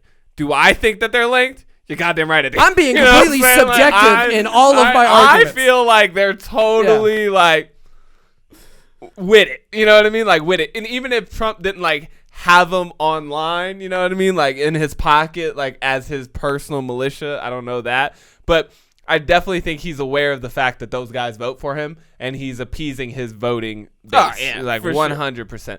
So I get that part, but I just don't think that they're like objectively looking at it and like what took place and all the different, like you said, if I was like in a court of law, I can't see how those two guys are linked any more than I can really see how these guys are linked. You know, it just takes a lot for somebody to really come out. Like 9/11, for example, you know what I mean? Like the boys was very clear about who they were working with, what their intentions were, what they were trying to accomplish. You know, like that stuff I think is easier. If this fool had come out and he was like, in the name of the Proud Boys. You know what I mean? Like he becomes so Step back from the dumpster, sir. I am here to enact justice. The Proud Boys have come to clean up the streets We have of come. Kenosha, Washington, you pieces of scum. reminds Return to your shell homes, you vile creatures. Oh, shit, yeah. You know, somebody asked me to denounce racism one time, and you know what I told him? Racists, stand back and stand by. That's what I said, because I'm not a racist. Yeah, no, I feel you. No, I wish I'm not. But this is the thing, though. It's like it's just like Rod said. You know, if I was running for president and I found out that racists vote for me, it's politicking. It's politicking. Like, I'm not about to sit here and be like, I don't fuck with any of you racists out there. In that same debate, Trump said, denounce law and order. And he was like, well, I'm down for law and a little bit of order. Yeah. I would much rather my president talk about law and order than... I mean, sure. I mean, I really wish that he would have came out and flat out denied that. But, I mean... You got to think that the game is not about moral correctness. It's about gathering votes. you know, and just this anything like you said, they're making politics out of this Kyle Rittenhouse situation. Like this is all of a sudden now turned into like, what side are you on, you know? And so I could see in those types of incidences where that person wouldn't want to denounce your entire voting base, you know what I mean? Or like half your voting base, 10% of your voting base, whatever. You know, I see that still really sketchy that you're down to get voted on, like understanding, like appeasing to that type of crowd is really sketch.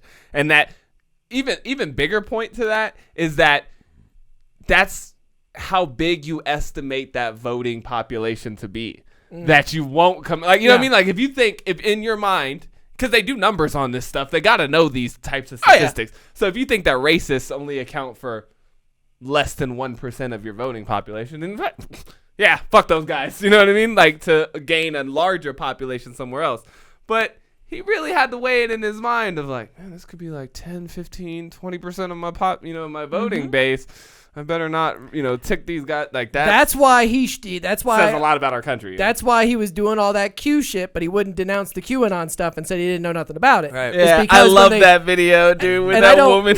And I don't say that the polls are exactly true, but all the polls say that like 50% of the fucking Republican Party believes in QAnon. So if 50% of your party believes that the Democrats are eating babies, and you're out there hinting at it as the fucking president.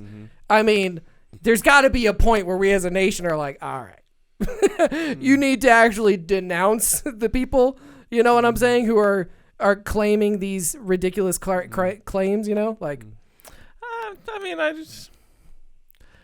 it's a game. It's a game, yeah. So it's like I don't really see the difference. Like as long as your politics is gonna be all whatever it is, like I don't see the difference in getting like, because this is the interesting thing. What if it's open Nazis? What if open Nazis are saying, "Thank you, President Trump. We appreciate everything you're doing for us." Would you then denounce actual Nazis? But look at this though.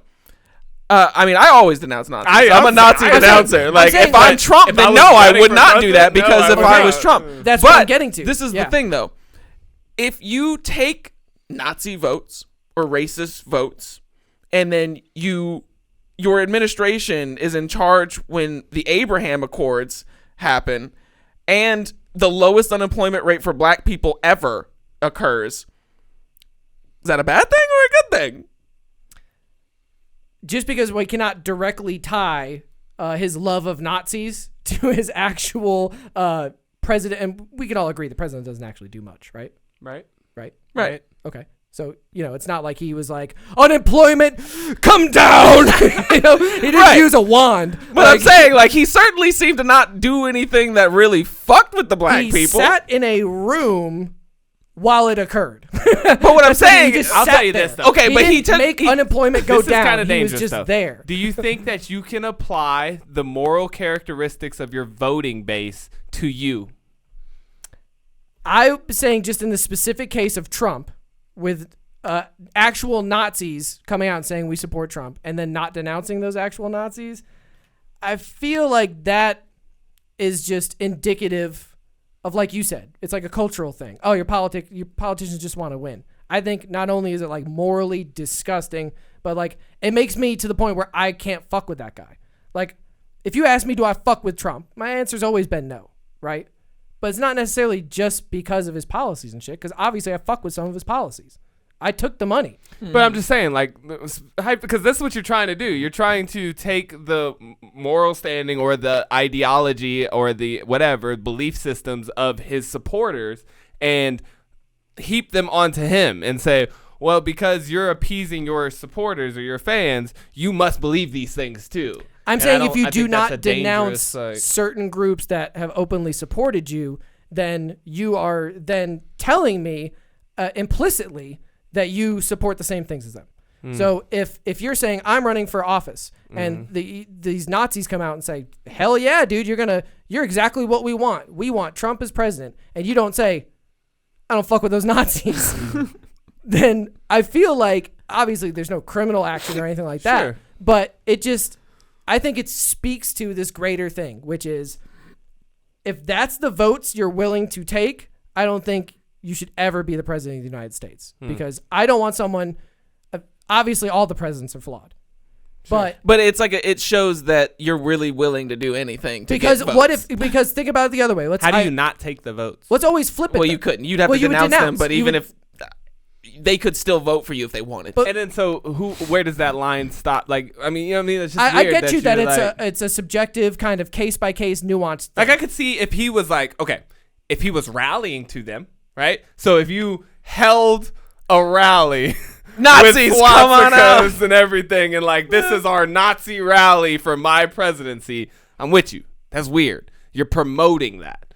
But the idea that somebody can come to you and say, denounce this person, or we're going to assume that you fuck with them. That's weird to me. It's nuanced. I think it's nuanced. I think when it comes to white supremacy and Nazism being denounced by a guy who has done a lot of things that could be, considered kind of racist, like has a checkered history, then I think you should denounce them. And I think if you don't, then that slippery speaks slope. to I understand that, and Slippery it's nuanced. slope. Okay. That's why I want to give you this other one. What if Barack Obama was going for the presidency, right?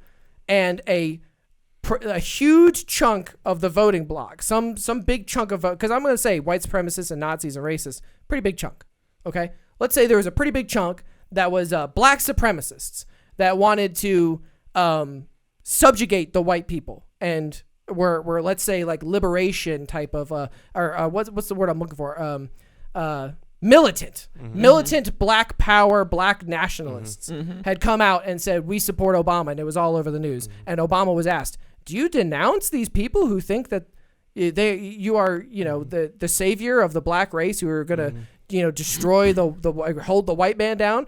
You would probably expect Barack Obama to be like, I denounce those people. Please don't vote for me. I don't want your racist ass fucking vote. No, I disagree. I don't think he would have done that. I don't think he would have done that, and I just don't. Because, like I said, I just don't. Especially not Obama. He would have walked. He'd have talked. John his way McCain right did out it during a town hall. It's cool if you want Someone to came do to John but as a McCain and said Obama's a Muslim, and he was like, "Stop it." Why do you think that's not true? Why do they ask you to do that? To what? To denounce something or somebody. Why does that even come up?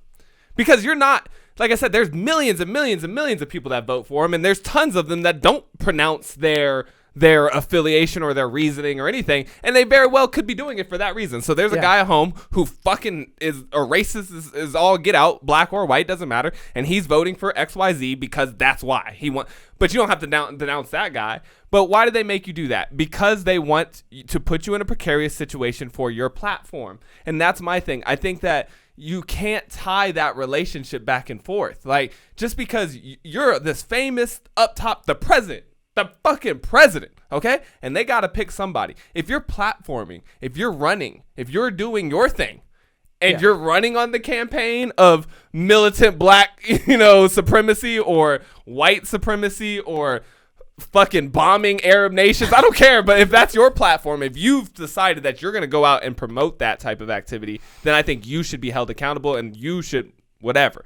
But if there's a group of people out there who just attack, if we get a bunch of white supremacists or something that start watching our show, I don't see how it's my responsibility or my job to be like, don't fucking watch my show because I don't fucking fuck with you. I don't even know you. I don't even have any attachment or tie to you. You're just consuming content that I proposed on the internet. Okay, now let's say that we were like public figures and we were like super duper famous, and then Stormfront, the largest KKK white supremacist site, holds us up and says, this is the greatest podcast. They exemplify every racist ideal we have. We want to give them financial support. We want everything to do with these guys. We fuck with them so hard because they embody our message.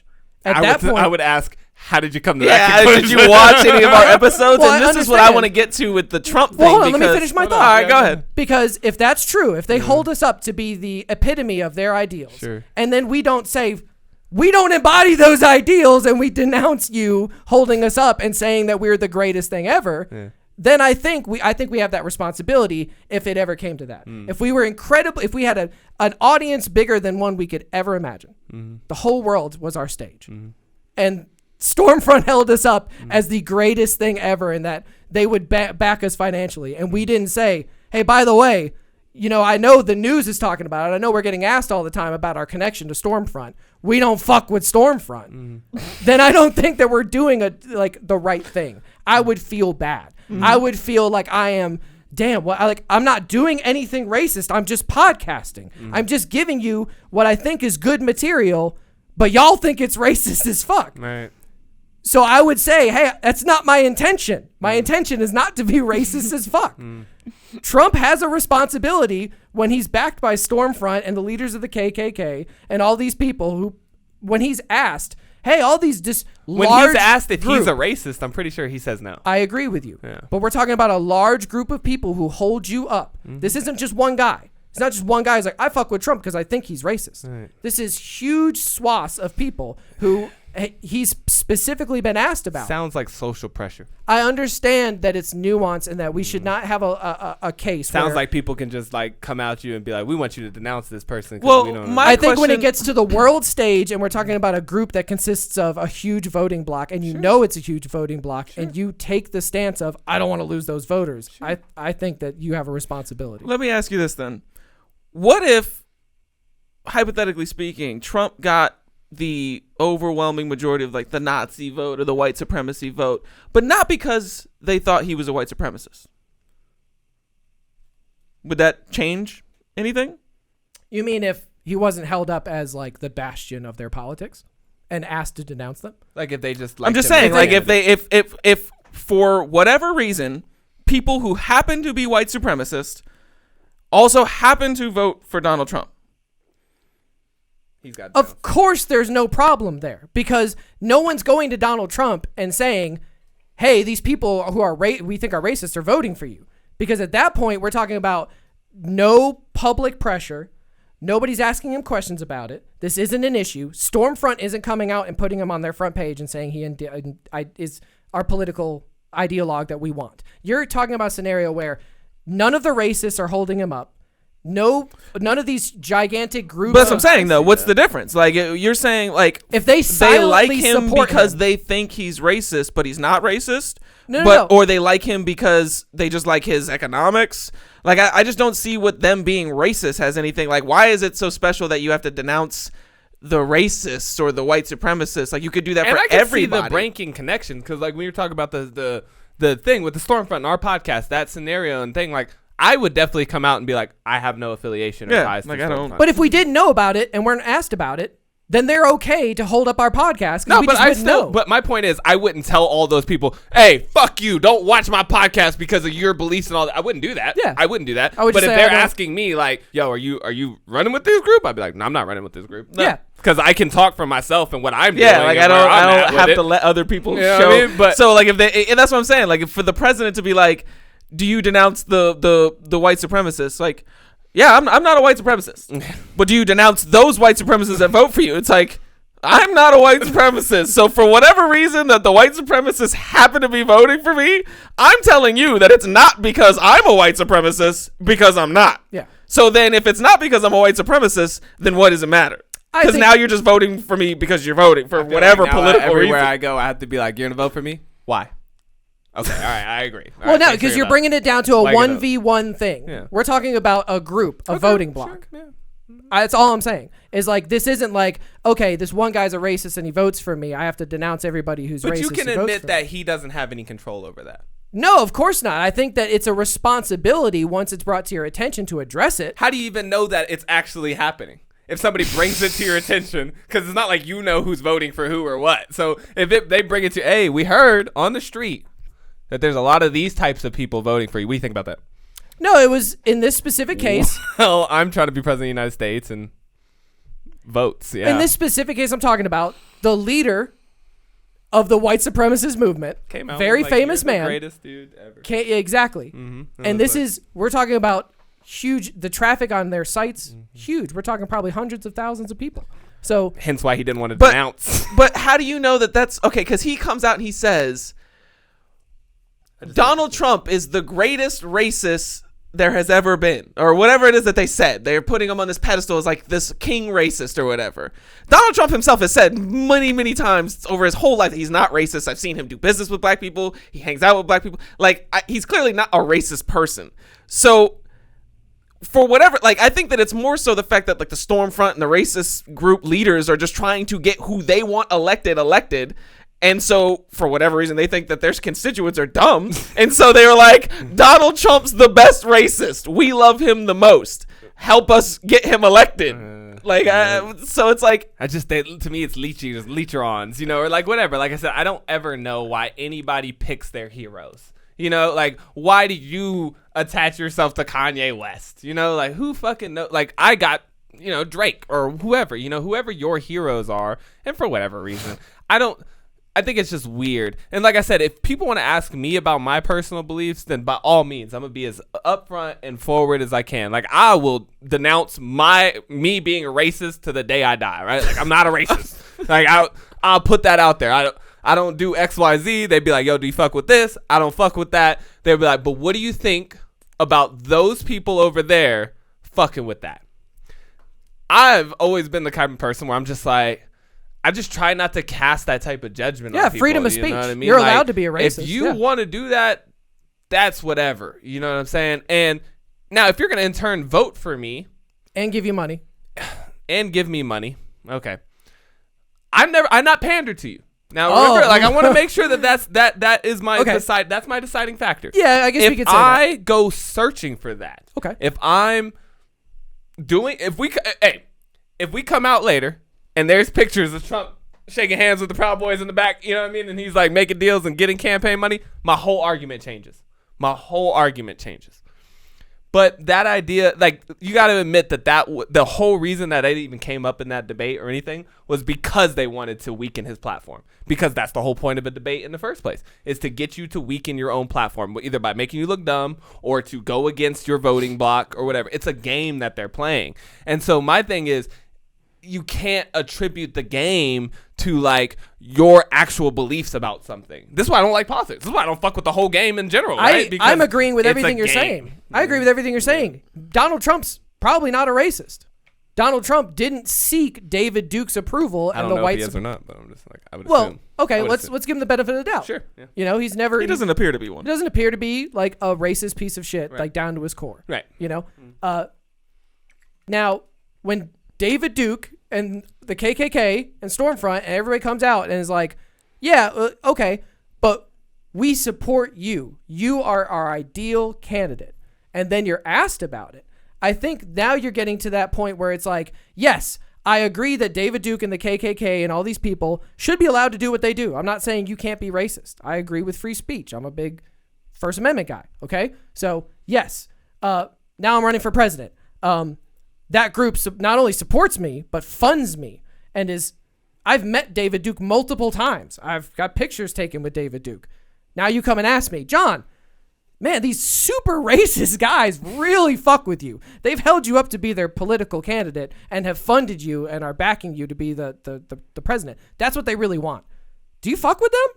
And I say, do you fuck with the what? And I say, I've never really met David Duke. I don't really know who these guys are. You know what I mean? And I'm like, oh no, I want their votes, so I'm not going to talk shit. That's where I think there is a responsibility. Okay, you think it's because if it was, and it's not just like hero syndrome. Like if it was me, I would have tackled Kyle Rittenhouse. You're pointing out to like, this is where you think the system. This is where I think the system, should, and it's not, obviously there's nuance. Like I said, case by case. If it's a loosely affiliated group like the Boogaloo Boys, then you shouldn't have to sit there and denounce a group of guys that show up at a protest who aren't organized. But how do you draw that line though? With funding, with actual groups. David Duke is part of an actual group. Stormfront is a real thing. These are people who have like mailing lists. Yeah, I buy into it. So these are like card-carrying like racists. If Al-Qaeda decided that they wanted to support the Obama administration or whatever, and they're paying for you to become president, then I'd worry about that. Yeah, if it wasn't just some jihadists really like you. Yeah. If it's like, oh, jihadists really fuck with Obama. Obama doesn't have to come out and be like, I don't fuck with jihadists. Because that's just individual people. But if Al-Qaeda or the Muslim Brotherhood, an actual group with money, financial backing, with members, comes and say, we're going to lend you our support, and you don't say, fuck you, I don't want that support because I don't represent your values. If they come to you.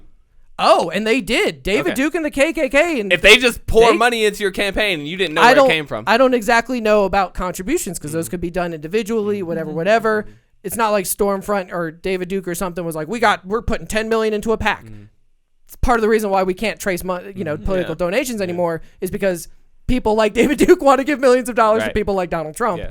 And Donald Trump wants that money. Yeah. Because if it was coming directly from the KKK or from, individual groups like that, obviously there would be a problem. Mm-hmm.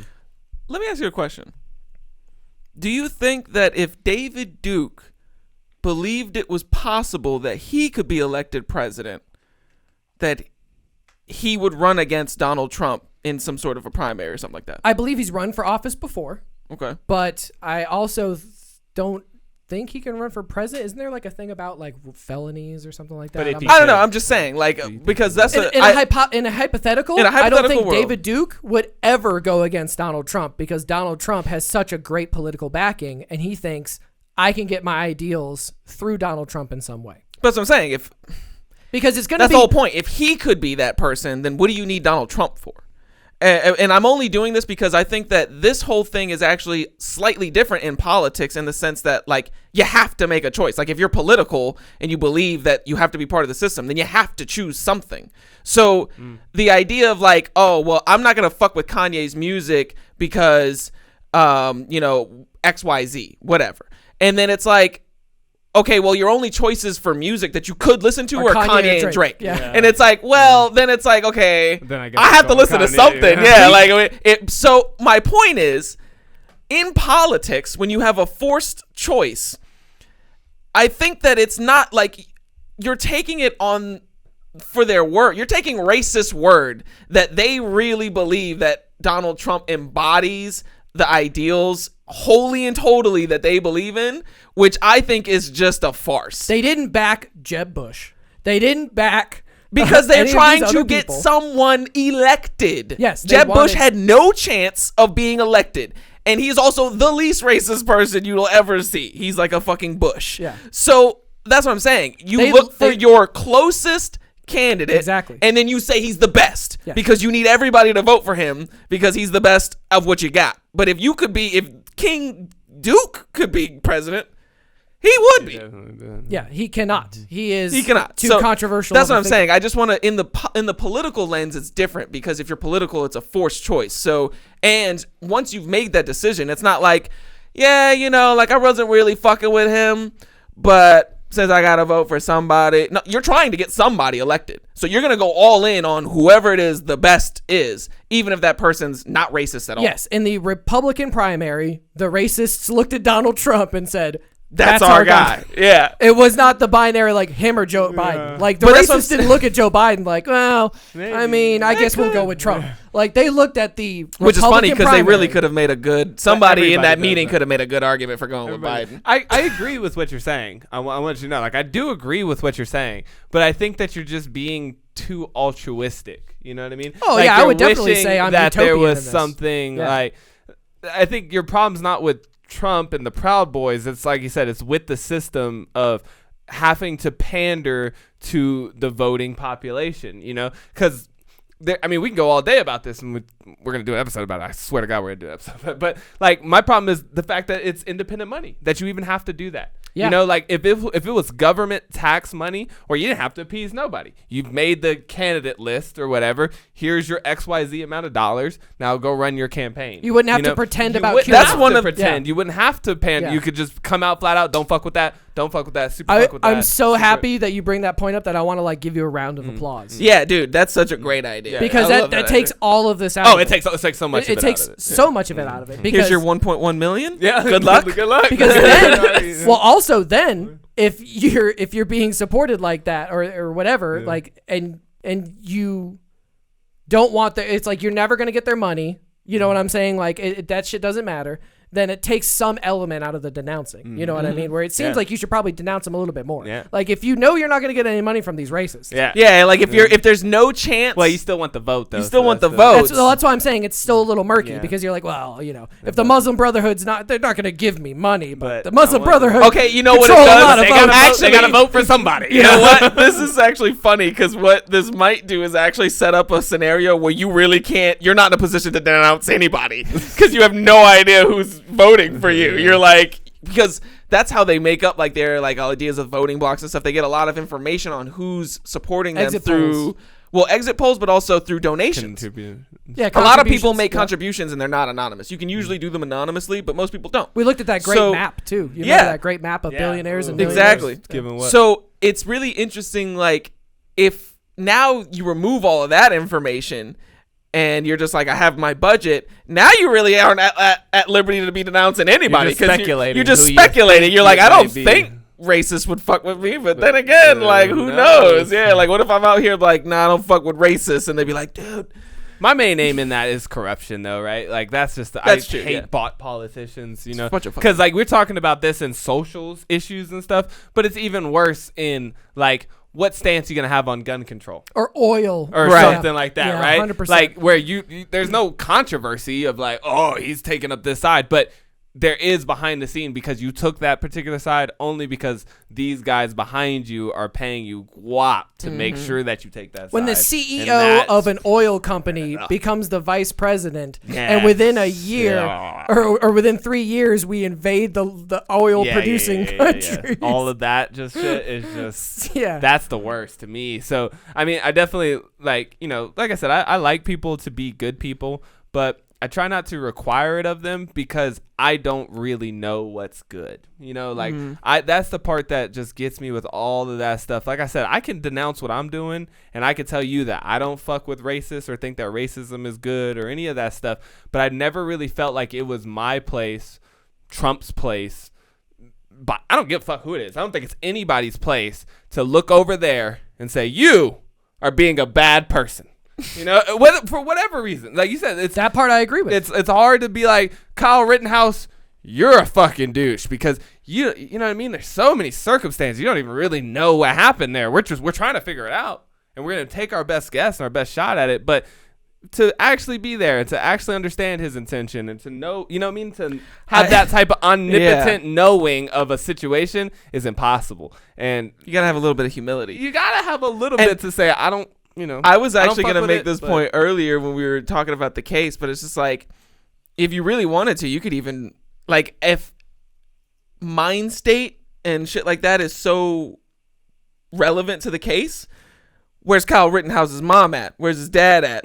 Where's his neighborhood? Where's all his neighbors at? Where's Where's his first grade teacher at? Let me do a deep dive on his mom's Facebook. Yeah, because like I'm telling you, I'm gonna find some shit. What's the quickest way to end up being a racist person? Yeah. Having racist parents. So it's like, if that's if him being a racist is relevant, then you gotta haul his parents in there. Like once you start doing that, it can open up a whole Pandora's box. But I think that. For me, and this is, you hit it a nail on the head. This is why I don't fuck with politics at all. Yeah. This is why I watch it like it's like a game show or just like, like it's interesting to watch humans trying to play this game. That's originally what I told you. I was like, yeah, when you asked me, why do you fuck with politics before we ever started a political podcast? I was like, it's like, what did I say? I said it's like reality TV that affects me. Yeah, it's really interesting to watch people, in my opinion, flounder around. It's quite entertaining. But when it comes to, like, I'll have like a philosophical discussion or whatever, but that's why, like, when at the beginning or towards the middle of the podcast, I was like, look, I don't give a fuck what happens to Kyle Rittenhouse.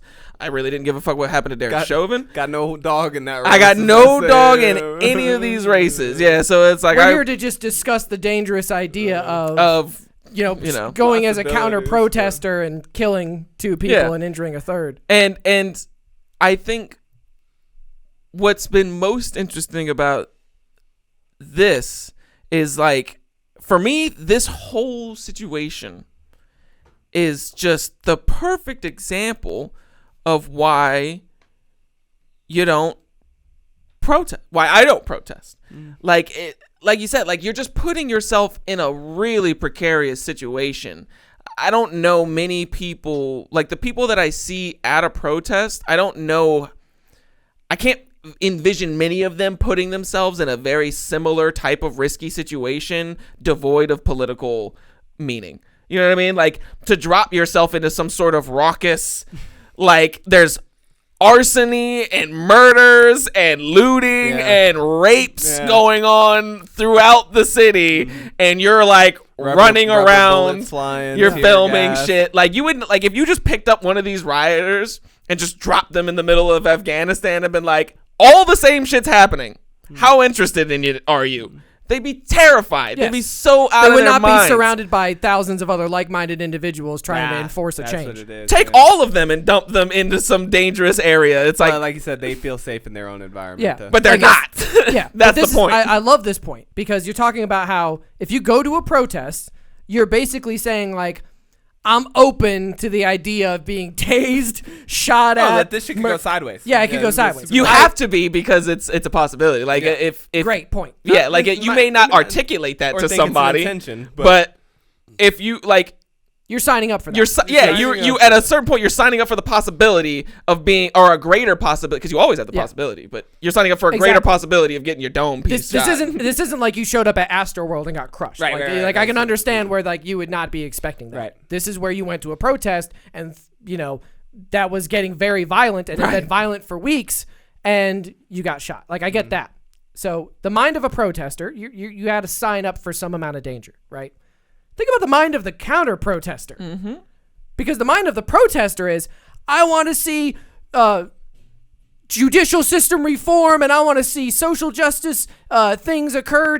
So you stop to put myself at risk. So you stop killing black people, and I'm going to risk myself to be out here to protest that. Mm-hmm. The counter-protesters, on the other hand, are like, stop breaking the windows at the Walgreens. Yeah. Like, it's two different fucking things. Like, you know what I'm saying? That's Absolutely. I know what you're saying. Really, that's why I said it's almost like you choose a side. Yeah. You choose a side that Jacob Blake deserved to get shot, or Jacob Blake is a victim of this crime. Because if you're protesting, you're thinking Jacob Blake is a victim. And if you're counter-protesting... you can't make that statement, because... ideologies of all the reasoning why everybody out there, because everybody has some weird... Some people are just out there because it's some fun shit to do. Like, they just want to, get... Some people like to get in that mix, so they're just out there. They don't have no ideology. There's some people out there who are trying to fight for reform or something. There's other people out there who really believe in, like, protecting personal property and people not being able to do whatever. So I don't think it's necessarily like everybody out there is on one side or the other of the case.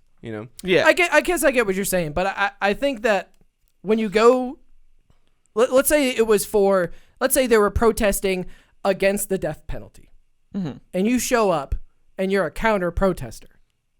What are you there for? But that's the thing, though. Are you pro if you're death penalty? A counter protester just by the act of showing up and stating because that's the thing, is like, if nobody's rioting and it's just a very peaceful protest of people with their signs and their chanting and their whatever it is, and then you show up and you're got your sign and stuff, like, yeah, you're a counter protester. You're like, I'm for the death penalty, they're against the deth penalty. Yeah. Or like, now if the death penalty protesters are like, no more death penalty, blow up the you know what I mean, like, blow up some cars and shit, and you're like, hey, look, I don't really fuck with the death penalty either, but we're not gonna be blowing up anything. Yeah, we're not gonna be blowing up any neighborhoods around me. I live here, motherfucker. I will concede that point. I'll concede that point to an extent, because the idea that Kyle was there to just protect, property.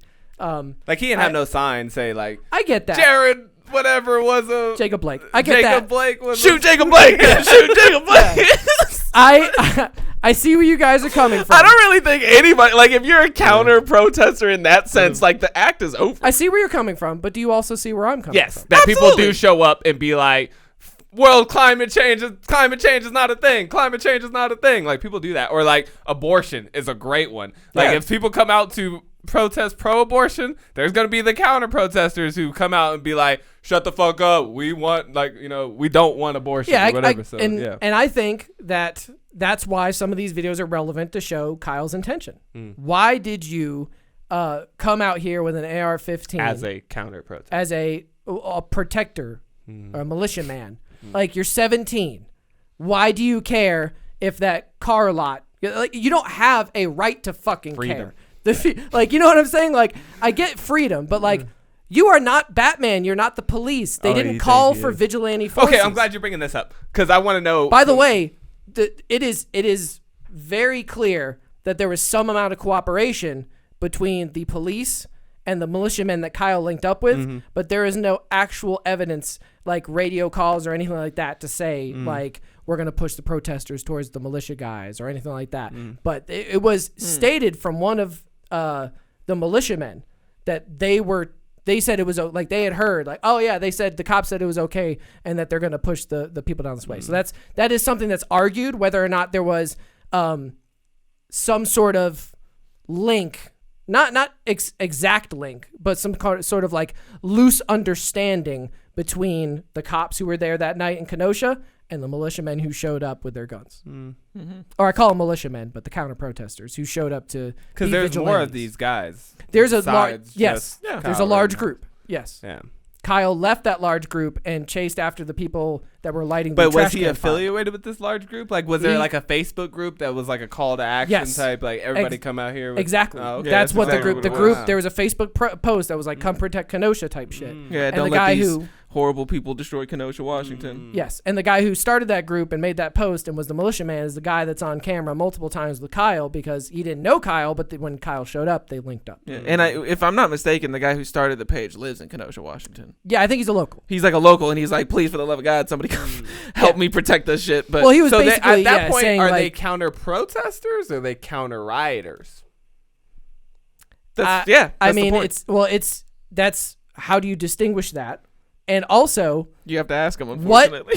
What legal right do you have to come and be like this is I don't know the legal right. Now, I'm not saying I feel like you got a lot though. If it was my hometown and people were like burning it to the ground, you know, I might consider being like, hey, don't burn my house down, you know? But I'm not going to go protect the target. I don't understand. If you're hypothetically speaking, international terrorists show up in your town. Yes. And they start trying to destroy it. Do you have the right to protect your town? If we're talking like a Red Dawn situation and I'm returning fire on the paratroopers from China, I think that you have I mean, but you have legal recourse. If this is deemed like a domestic terrorist situation, right?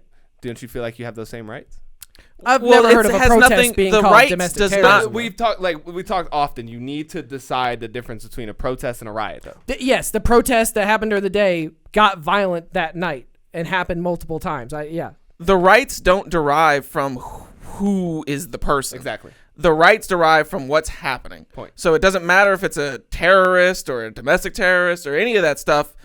It's about, so if Kyle Rittenhouse, and if he's by himself or he's got groups of guys, you're allowed to be in Kenosha, Washington with weapons. Like if you're legally allowed to be carrying those weapons, you can have those weapons with you. If you're following all the laws of Washington, and you can be outside an area, a building, as long as the property owner hasn't said to leave, you can do all of those things. And you can stand out in front of a building and you can say, I'm protecting this building with the threat of my rifle.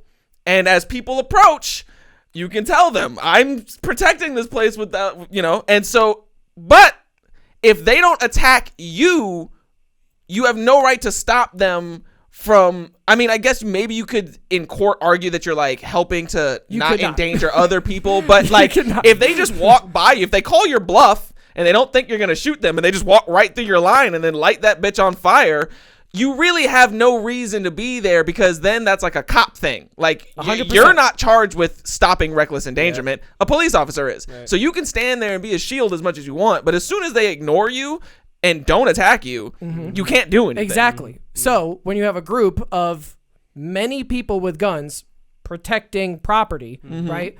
And then you see property violence occur and two people end up dead and another guy gets his arm blown off because you're there protecting that property. I mean, just at its face value, that's illegal. Yeah. Now, you make a great point, though. If he was just showing the gun and being like, stop, and didn't point his gun at Rosenbaum, then he did not provoke that attack. So that's where they're making the case right now in closing arguments. But also, too, in the sense of like, what does it mean to...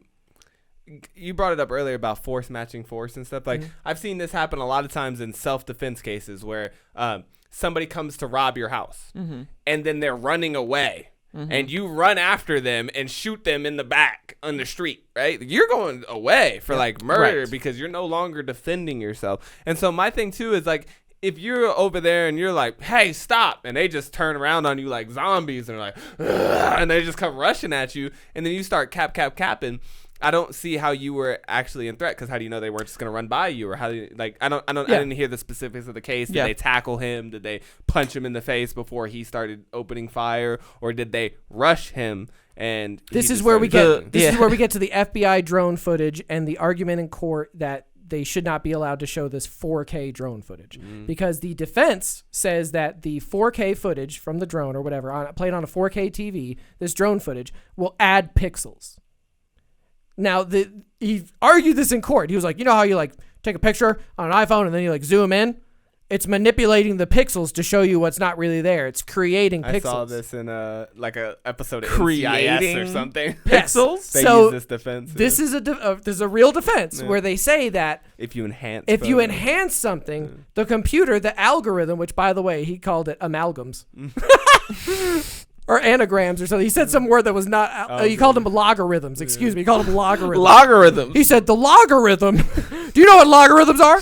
The logarithm is going to add pixels to make it look like Kyle is using his gun and pointing it at Mr. Rosenbaum. Or actually, he's pointing it at another guy who in the video fired his gun into the air, which they're saying is the provocation. Like he pointed his gun at that guy, threatened him, and then Rosenbaum attacked. Even though he didn't point it at Rosenbaum, it was like he's pointing a gun, he's committing this crime, he's attacking this guy, and now he's provoking an attack, and now the attack is occurring just because it didn't exactly occur from the guy you pointed your gun at. Some other guy's trying to subdue you. Like if somebody pointed a gun at you right now, I would tackle them. Yeah, if I was like, hey, I'm gonna fucking kill you if you don't get away from that trash can, and then you attacked me, and then I killed you, that's not self-defense. Right. Yeah. And I think that as far as like legal case would be concerned, it would be under like the reasonable sort of criteria. So it's like, if you can't prove that one person distinctly initiated an attack, you know, like throwing a punch at somebody is like a distinct initiation of an attack. Raising your weapon at somebody, firing your weapon at somebody is a distinct initiation of an attack. But threateningly approaching someone with a menacing look on your face isn't a distinctual, like you can't identify that, but you could say that any reasonable person would have been feared for their life in the presence of that situation, and so therefore it could be categorized as self-defense. And so that's the level that it'll break down to if they can't find that, like, here's where the fight happened. That's why this 4K drone footage is kind of important. And that's why. And that man does not know how footage works. Like, he doesn't understand how cameras works. Like, adding pixels isn't really. There is a thing that does that. Like it's sometimes like that's the computer. It's a computer enhancement thing. But if like the footage is recorded in 4K, and I zoom in on it, the pixels are there. It's the same amount of pixels. Now this is drone FLIR footage we're talking about. So we're very familiar with that. This is FLIR footage looking down, and you can see Kyle in this loose clump of cars, like kind of hiding, and like Rosenbaum goes over here, and it's trying to paint a picture, right? The jury sees this, okay? In that video, if it kind of looks like he's raising his gun, and then the defense says, well, we can never really know because we can't zoom it, we can't enhance it in any way, and that's all the evidence you have, it might be too blurry to some. That might be the thing that gets him out of this case. And that's why it's such an important argument. Yeah, this might actually... Graphic videos they might for the show jury the today in the trial of Kyle Rittenhouse. Keep going because it'll show it like a top-down FLIR. He faces 7 charges. I suppose you could. Is grainy I guess would be a fairer way to say it. But prosecutors say this grainy FBI aerial surveillance video will show Rittenhouse did move toward Rosenbaum, while the defense says it shows Rosenbaum hid behind cars before chasing Rittenhouse, who opened fire. The most graphic of the videos showing the moment Rosenbaum was shot 4 times. You can tie that to this footage, though. You know, like you could say, this is Kyle Rittenhouse in this footage, right? And then everybody can agree. And then you can map that to a top-down view, right? But you still don't have the shot of him doing this. And shortly after, when he was carried by bystanders and driven away, a detective confirming Rosenbaum was unarmed. So no gun. I wonder how many people. I wonder if the people who like picked up Rosenbaum and like helped him out and everything.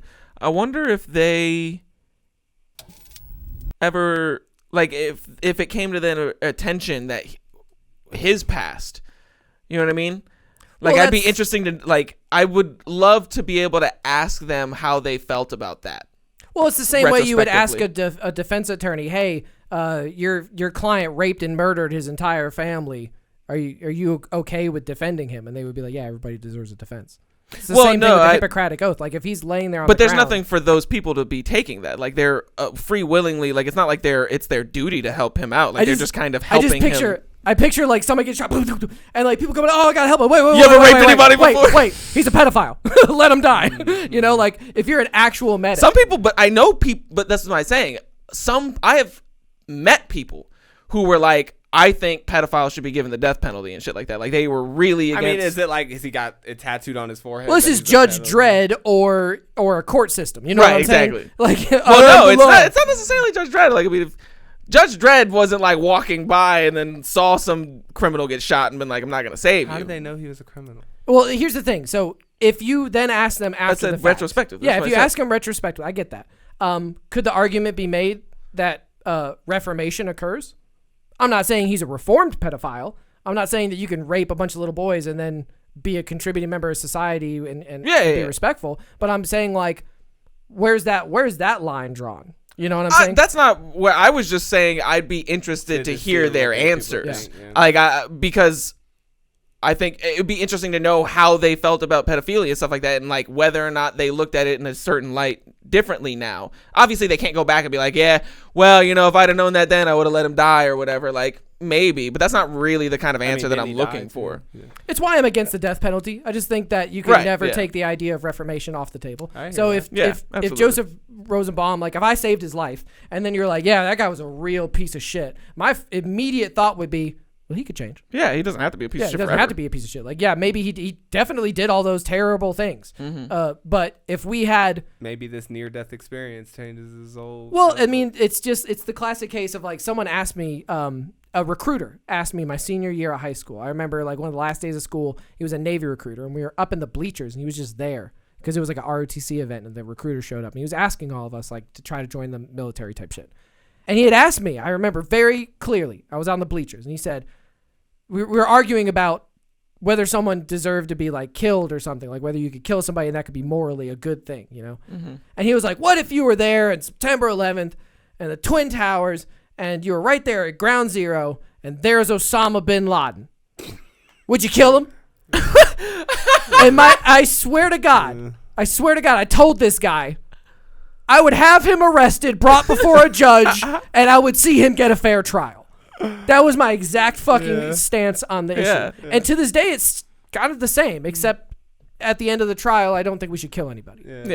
But I do believe that, like, let's say the active shooter thing, like, let's say they trounced on Kyle and ripped his gun away. I don't think they should beat him to death. Right, yeah, exactly. But I think that they should subdue him and hold him down, like, stop killing people, shooter, to stop him from killing people. And I think that was their intent. I don't know their intent, but we have one surviving witness who says that was his intent. I saw him kill a guy. He's an active shooter. I pulled my gun and was like, drop your fucking weapon, and he blew my bicep off. This is also the same argument that happens all the time with, like, people's intent and the causation, right? So same instance, like, you give your money to a panhandler and then you find out the panhandler smoke some crack or something, or is a duper, you know, he's a hustler, scammer, and so do you feel bad for giving him your money? You know, people ask me this about the kidney donation thing too. They're like, hey, you know, like, a lot of people feel bad if the recipient, you know, doesn't take care of the kidney or dies or rejects it or something. They feel bad, like, I can't believe I gave him my kidney and he still died or something like that. Survivor's guilt or something. Yeah, or something like that. But I'm just like,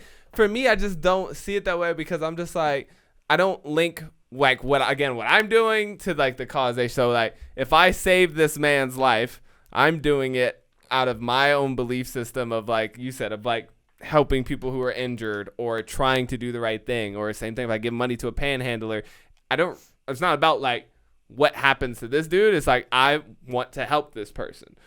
If that person doesn't receive my help or take that help, or I find out later that dude's a scumbag or anything like that, like, it doesn't change what my intention was. Yeah, you know, that's like, a great point. You know, you were just intending to save someone who's dying. If that person happens to end up being Hitler or Osama bin Laden or something, like, I don't really see what that had to do with me. Like, you know what I mean? This like, ties in perfectly to Kyle because, you know, he just went there to shoot some protesters. Yeah. He didn't care if they were white or black. God damn it. Thank you. I've been trying to pose this question the whole time, but we haven't been able to flow it. Now I'm going to flow it, and you kind of already laid yours out. No, I don't really believe that, but go ahead. Opening the tie-dye court of opinion. Yes. The court of tie-dye opinion. The court of tie-dye opinion.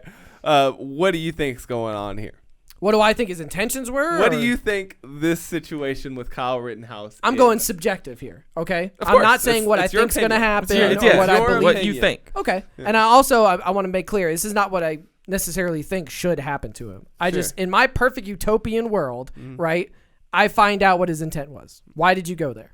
What were you going No, to you don't do? get to set up a hypothetical situation. Like, you just, like, right now, given the facts that you're privy to, which not all of them, you know, like I said, this is complete conjecture. Okay, so I'm supposed to just make my opinion of the Kenosha. If you were a juror, yeah, exactly. Like, based on what you've seen and all that, give us your verdict. Think happened here? I think this kid wanted to play Call of Duty in real life. He wanted to take his AR-15 that he had just got brand shiny new, and he wanted to go brandish it at people to stop them for doing something with the mindset of fuck around and find out. That's what I think what was going on. That's subjectively what I think was going on. I don't think anybody could ever prove that. No. But I think looking at all the opinion, it's all opinion, and this is just me looking at these facts. I think that's what he was. I think he was LARPing as some sort of, you know, oh, yo, I just want to go protect my community. Yeah. I think that was bullshit. I don't think he was going to protect his community. I think he was going to brandish his firearm at a bunch of leftists. I got a gun. Yeah. And maybe he wasn't Proud Boys. Maybe he wasn't white supremacist. But if you ask me, he was surely a conservative going to a place where only conservatives were on his side and the other side was leftists. That's exactly what he was doing. If you want to brandish it to a wider thing and not make it about race, he was definitely a conservative individual, very patriotic in the sense of Fox News patriotic. And he went there with the mindset of fuck around and fight. He was not CNN patriotic. Yeah, sure. He was not MSNBC. That's CIA stuff. He was Fox News patriotic, which is back the blue and wear a flag on your Crocs. Okay? So that's what I think. And I think he's probably going to get off. He might get some lesser charges, but there is no way they get him for the Rosenbaum. Because even if the drone footage can kind of grainily show us what I think really occurred. It wasn't very good footage. It wasn't very good footage. It's not showing us what I think really occurred, which is this kid ran down the street after Rosenbaum, pulled his fucking gun up on these motherfuckers and was like, stop setting fires in that fucking trash can. And then they were like, get that motherfucker. Yeah, look at this little bitch. I'm not saying you should be able to just attack somebody if they point their weapon at you. I'm saying that it's not fucking self-defense when they attack you. Yeah. You have provoked that fucking attack. So in my mind, Kyle provoked an attack at a protest where he went with the mindset of fuck around and find out, and he did it illegally, underage, with a firearm he shouldn't have had, and then after the fact showed us his true fucking colors. Where you at with it? I think pretty much a lot of what John said. Really, like my personal opinion. About I could be wrong. Although, I could be wrong. Although I argued this entire time about like kind of the counter to that whole. That's what I think happened. That's what I think happened for sure. That's what I think happened. I think this dude is like super hardcore gun toting, Republican voting. Yep. Don't like to see shops burned down with Molotov cocktails, and wanted to have himself a good old time out there in Kenosha, Washington, and. Just got caught up in shit. Got caught up somewhere he shouldn't have been. Just making some dumb choices. He definitely shouldn't have ran down the road. If he had stuck with the other militiamen. I could see, because I was going to talk about this a little bit before. I don't want to derail this too much, but if you're in a building and a protester throws a Molotov cocktail at the building, they're not really intending to kill you, but but now they've endangered you. You could say like shooting them in the act of throwing it at your building maybe would be self-defense or something like that. But to run away, but if you run away from the thing that you say that you're there to protect, because the dumpster isn't anybody's property, that's city property. I'm pretty sure the city gives that, like, you can rent dumpsters and stuff, but like the dumpsters that come with your, like when you get a house, like it comes with city dumpsters, and if you lose them, you gotta buy new ones. Property. But anyway, so continue. you run away from this thing that you say you're there to protect, to go protect a dumpster. Yeah, and it's like I just don't buy it. I don't buy any of that. I think, you know, like you said, he was down there, he's cleaning up some graffiti. He was doing both good and bad things in Kenosha, Washington. In the daytime, he was like helping out church people and shit, and then at night he shot 3 people. So it's like, don't do that. At nighttime he should have left. He should have just stayed. He should have just went, cleaned up graffiti, and then went home. And I think part of my reason I have this belief is the other videos I've seen of Kyle Rittenhouse stealing on that girl, you know, fucking talking about shooting at the shoplifters, wishing he could shoot his gun at the shoplifters. Such a terrible look. Yeah, that's the worst look. That's the worst. And then, you know, flashing the white supremacy stuff. That's where not all, but some of my subjective opinion comes from, is that very, what would you call that? Not real evidence, not hardcore concrete evidence, but it's an insight into who he is as a person. Yeah, it's circumstantial at best. Yeah, you know, character witness. It's character. Yeah, it's character evidence. And so like a person's character, like if you know a person's character, you have a better chance of predicting what kind of actions they'll take. Sure. So I completely understand why character is brought up in a lot of trials and things like that. The only reason that, like, if they had set up the court system as like like a court of public opinion or a character court where we're gonna like morally punish people who are bad or whatever, then I wouldn't have any problem, because I'd be like, you guys are doing exactly what you said that you're supposed to be doing. But the whole idea is that it's like logic and objectivity, you know. But then the lawyers get in there and they're like, what kind of a person takes an AR-15 across state lines? And it's like, it doesn't matter what kind of a person he is. We're trying to determine what he did. It doesn't matter who did what. Like, it's just, did that person do that thing, regardless of what kind of person he is? Yeah. So it's like, I only don't like it because they're just not doing what they said. Like, just be 100%. Like, I have more respect for a racist person who's openly racist than for somebody who's like in the closet racist. I'm like, if you're gonna be a fucking racist, just be racist and just tell me so I can just leave you alone. This is a great point, because I want to point to this and say, watching courtroom stuff, I like watching congressional testimony. You give me Mark Zuckerberg getting talked to by a bunch of members of Congress, all fucking, give me that shit all day, because I think that's the way we should approach these type of things. Now, it's fucked up because of the bipartisan biases now. There's no real like bipartisan investigations or anything. Everything's political now. Yeah. But I'm saying, like, if we go back to like Watergate in the 70s, like that's interesting stuff. They're trying to get to the bottom of some fuckery, okay? Yeah. I fuck with that, okay? Judges trying cases is bullshit. It's just a guy. He's just a fucking guy. Yeah. He's got bias. Everyone has fucking implicit. We all have some bias. This judge, watching this, he gives me some bias vibes. He gives me some vibes, okay? I'm not saying he is or isn't like down with Kyle or thinks what he did was right, but I'm thinking he could, because it's a flawed fucking system where it's just one guy who gets to decide whether or not this evidence comes in. One guy who gets to decide what the jury gets to hear. Or one guy whose opinion matters. Like adding some charges at the end, like later on, like allowing some other lesser charges for the prosecution to fall back on. Well, I heard something about that recently. Huge portions of the judicial process. That's weird. Are gate-kept by the judge himself. Oh, yeah. Huge portions of it. Oh, yeah. So it's not like the jury comes in and they get everything and they make a decision. No. The jury's in there and they're talking and they're like, objection, I can stop. All of y'all leave. Okay. Now let me talk to the lawyers. You are not allowed to talk about the white supremacy stuff. You're not, you know what I'm saying? Like, I, as the judge, have deemed that this is, because it's one king man. Yeah. One king man deems that you can't talk about this subject. Yeah. It's not decided by a group. It's not decided. It's decided by his it's his rules. His interpretation of the law. And I think that's a flawed fucking system, and I hate it. I don't like this idea. It's literally the same thing they do with Sharia law. There's a fucking council of wise elders whose entire purpose is to preside over quabbles. That's literally what happens in Sharia law. We do the exact same thing here, except we have the jury of our peers. Everybody does that. True. Like all throughout time. Like that's. I'm saying it's. Somebody has to Well, I don't like this. I don't like this. I don't like this. I don't like that there's because I thought you were saying you didn't like that there was being. one person, but like Agreed. you wanted it to be a group. But the Sharia people sound like it's a group. It's not. It's not a group. It is a judge. You get a judge, and that judge is there. I Sometimes think he it's might a be council. an elder. Yeah, But, you get like an elder. They appoint like one elder or something. So. I like the idea of having like on a lot of appellate courts, it's like multiple judges. Family court, and you I would, believe, like, has something like that. Yeah. You would see like it would be like, oh, you're gonna see these 3 judges out of the 9 that sit on this court or whatever.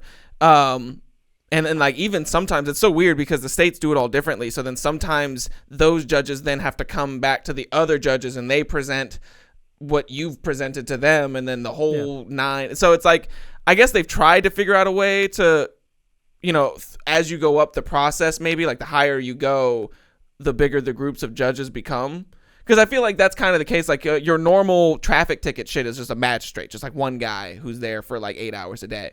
And then you have like trial judges who are like more honorable. And then above that, you have like appellate judges, which are like on a panel. And then all the way to the Supreme Court, which is like 9 people. And so I think, but the fact that, like you said, they're just people. So it's like just one guy in this. We need robot judges. Yeah. Well, I mean, I kind of fuck with that.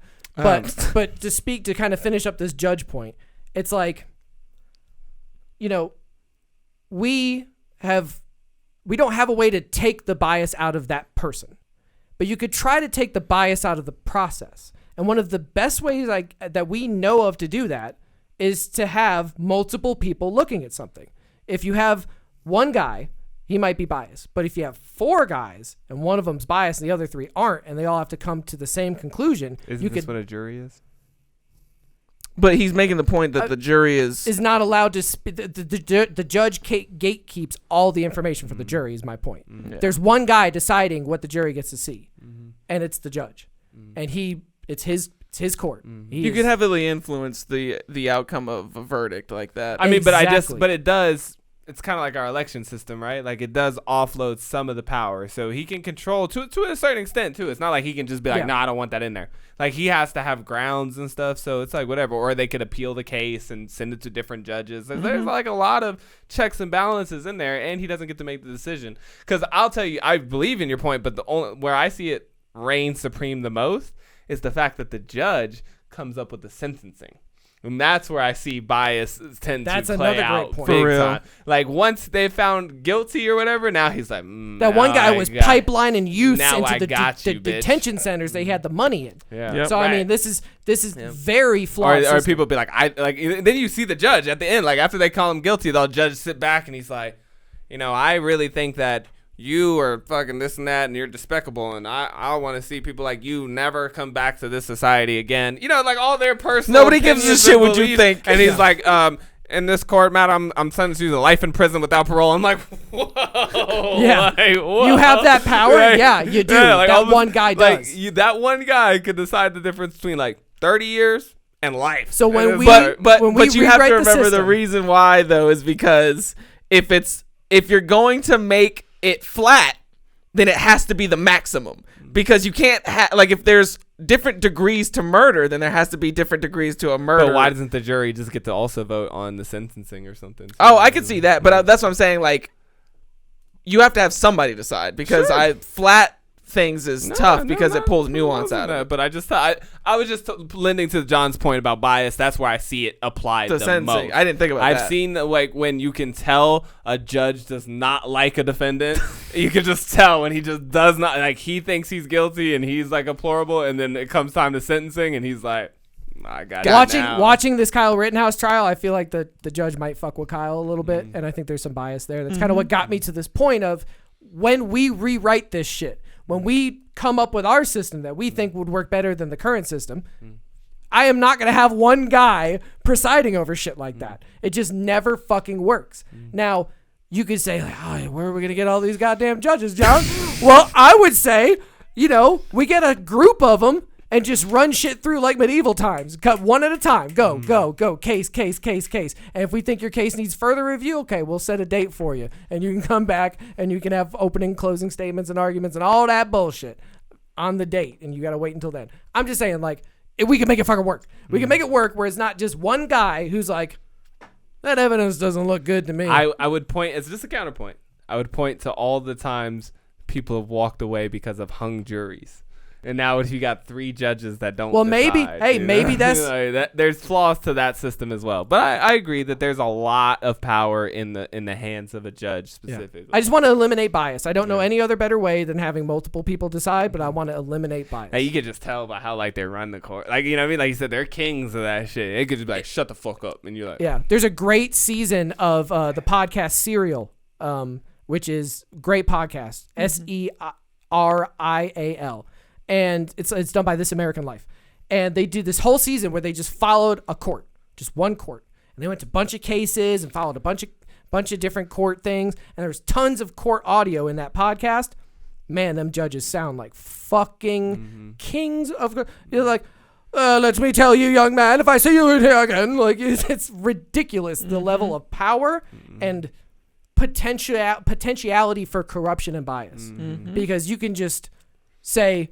oh, no, I'm not biased. I'm not racist. But you're going to go to jail for life. And it's partially because I don't like your skin color. I was watching Court Cam for some reason. Like when I was in Wisconsin, like it was just on TV. You know, I'm watching Hotel TV. So if you ever watched Hotel TV. Love Hotel TV. You know what I mean? You watch give it to me. Random shit. Anyways, I'm watching this Court Cam. And there was this instance where this dude had like just got sentenced, like court adjourned. And they were hauling him out to like the thing. And I guess he had said some racist remarks under his breath or something like that, right? So it picks up where the judge is like, hey, I want you to bring back the plaintiff. Bring him back real quick. Like the what's the lady, the stenographer? They're like leaving. She's like, can I just get you to stay here 1 second? She's like, sure. And so she sits back down. And he's like, just bring the defendant back in. And you don't know what's happening. And he's like, comes in and he's like, I heard what you said, and there will be none of that in my court. He was like, I can't believe you say that. I'm going to hold you in contempt of court. I'm giving you an extra, like, he wanted to give him, like, I don't remember what he was trying to raise his sentence or something. Yeah, but he, like, added on the additional charge of contempt of court. The guy was like, no, I was talking to my brother. And he was like, yeah, I don't believe you. But that was my point. He just, like, stopped everything, drugged the man back, and was like, I didn't like what you said. And now I'm holding you in contempt of court, and I'm going to give you an additional... I feel like it was like a year at first, and then he gave him a chance to, like, cut it back down to, like, a day. I saw this exact thing where it was like... It was like 30 days. And then I'm not sure if it was over video camera or in the same room. It might have been 2 different camera angles in the same room. But it was like this old judge and this young girl was coming up, and it was like, oh, disorderly conduct or something, you know, drunken public, whatever it was, some little ass offense or whatever. And he like sentenced her or like told her or whatever. She's like... or like she says some shit and was like, it's bullshit, and like laughed or like smacked or like walked off her, and he was like, young lady, get back here. And he made her stand there and he scolded her, added shit to her sentence, and then like added charges and shit. That's just like you're saying. That whole contempt of court is basically like, I don't know exactly how it's like written, like, you know, the way it's supposed to go down, but those judges wield it like it's like, this is your penalty for offending me. Yeah, like doing like if you did like he gave that guy 30 days in jail for being racist if he did in fact say anything racist under his breath, and it's like, that's not illegal. Yeah, like you just made being racist an illegal thing because you think he said some racist shit in your court. I don't even care about the race, but just saying a word. It's like saying something that you didn't like. You got teed up like an NBA game. Because you made some hand motion. You know, you're just, you're just 100%. You just say, hey, that guy pushed me. That's a foul. Teed up. Get out. Isn't that so funny how like you can get, like a cop can arrest you for like cursing him out, or like a judge could like put you in jail for longer by flipping him off. But we're supposed to have freedom of speech in this country. Now, I don't think with the cop thing that's true, but no, they can. No, you can say fuck you to the cops. 100%. You can say fuck you to the cops, and then the cop can arrest you and then not show up for court and not get in trouble for it. So effectively, there's nothing to stop a police officer from arresting you for something that they don't like and then jamming up your weekend. I got to mention this because we're talking about protesting and stuff, and I saw a video about this one time, or some people talking about it. When there was a lot of protesting going on last year, one of the practices, you were talking about this, about driving them to the militia and all that stuff, and I thought about this. It just popped in my head.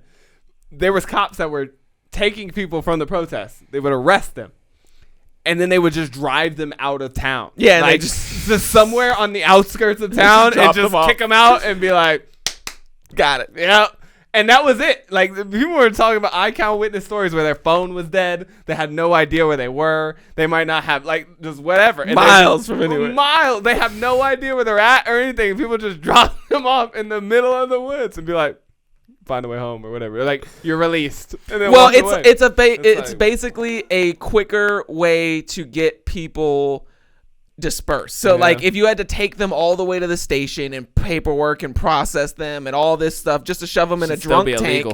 It should be. But I'm saying like this is their thinking. They're like there's so much danger going on that I just need to get these people out of here. And so they just load you up in a van and then just ship you off into the woods out of the suburbs. Well, this is the stories, remember, where we were hearing about how like unmarked vehicles during protests, like just Suburbans, snatching up full of fucking armed like troops. They literally are wearing like fatigues, just snatching up protesters and putting them in their vehicles. Never see them again. And there are people like filming it, like these are unidentified people. Who are you? Where are you from? And then we did the whole story about Trump's private militia. So I mean, like we've talked about this before. These are just like who are these people? It's weird. Anyways. Got anything else, boys? Kenosha, man. Yeah. What a paradise. Yeah. I mean, I feel like I definitely gave my two. Oh, I didn't give my 2 cents, but it's pretty much what John said. Only different thing I think is like what I think is going on here is it's more of like wanting to be cool, you know? Yeah. Like I don't think he's really necessary. I mean, maybe.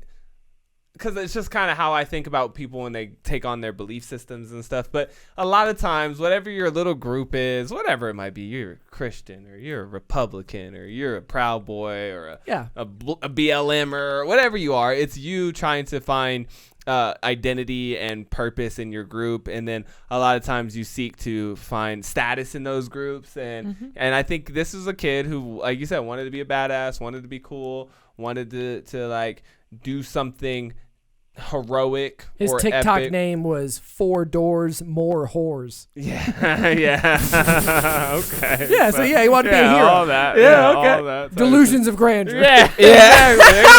I mean, that's when you got the gun. Many he said, if I was there, I'd shoot at those people. Like, many of people went to different countries to start a Catholic mission so that the priests at their local parish would think that they were good people. Right. You know, like I'm sure deep, like they told themselves, like I want to spread the message of Jesus. But deep down, you want acceptance from your group. He wanted to be able to show up at the bar and they'd be like, "Yo, that was the bad. one. That's the one that shot those motherfuckers." If he goes free, saved that car lot. If he goes free, I predict him to be quite the figure in the conservative community. 100%. He's gonna be on all the shows, all the TV. He's a well-spoken young man who is standing up for something. They're gonna be like, be more like this guy. It's funny. It's like when you put on your, you know, like your professional look. Yeah. You know, like when Zuckerberg goes to Congress, like he puts on a suit. Everywhere else, business meetings and shit, shorts and sweaters and stuff. But Congress, you go put on a suit. Oh yeah. You know, when you go to court, you're gonna put on a suit, and then it's like. But your TikTok handle is 4 Doors More Whores. Yeah, we see. Well, you know, Mr. Hannity, I was so deeply, my heart bled for Kenosha, Washington, and it's like you get out of there. We're the bitches. Yeah, it's totally true. Yeah. That's exactly how it is. It was it's. Yeah, you're exactly right there. It definitely shows like. He looks all cleaned up and he looks all professional now, but this is a wild ass kid just punching blonde girls. I mean, come on, man. To be fair, well, it's hard to say because for me, it's not the case. But I was just about to say, like, if I saw my sister getting beat up, it really wouldn't matter who it was. I'd probably beat them up too. But considering the fact that he was there the whole time, if I'm putting myself in that position. I probably wouldn't have done anything because I'd be like, you stepped on that grenade yourself. Like, you saw it, you looked right at it, and then you stepped on it. At best, if I was going to do something, I would just, you know, separate them. I wouldn't be punching girls in the face. He was throwing haymakers. I'd be like, calm down. He looked like Rowdy Roddy Piper. He was like, throwing haymakers. And that's, you know, like you said, it does tend to a lot of character where this dude seems like he's always trying to get scrappy. You know, he's always looking for a chance to, like, assert his badassness. You know, state of mind. A dangerous characteristic in my opinion. And for that, Mr. Rittenhouse, I'm guilty. We're sentencing you to life in the horrible, most terrible looking internet memes ever. You guys seen that meme? Please pull up the meme of his face. We gotta end this. We gotta end this show with his meme, because that dude's face was just priceless. I've seen a lot of memes from this night. The one of him when he's on the stand. This one? No. Oh, the crying memes? Yeah, there's one that's real good, though. I think that one kind of looks like it, the Twitter one. I would say crying meme. Yeah. Yeah. There it is. It's you crying.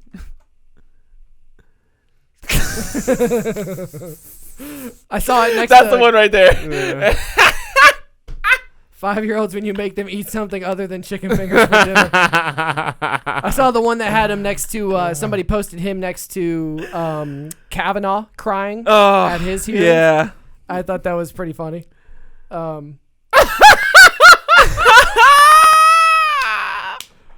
Some quality memes. That one. Are you ready? That one is classic. That's exactly how you do it right there. Are you ready for the dark meme? Oh, okay. Hit us with it. I would do Kenosha. Okay.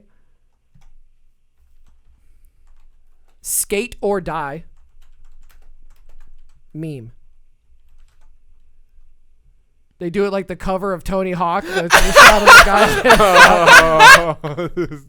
guy. Yeah, that's dark. That's dark energy. No. That shit's funny. It's very dark. Kick the bucket.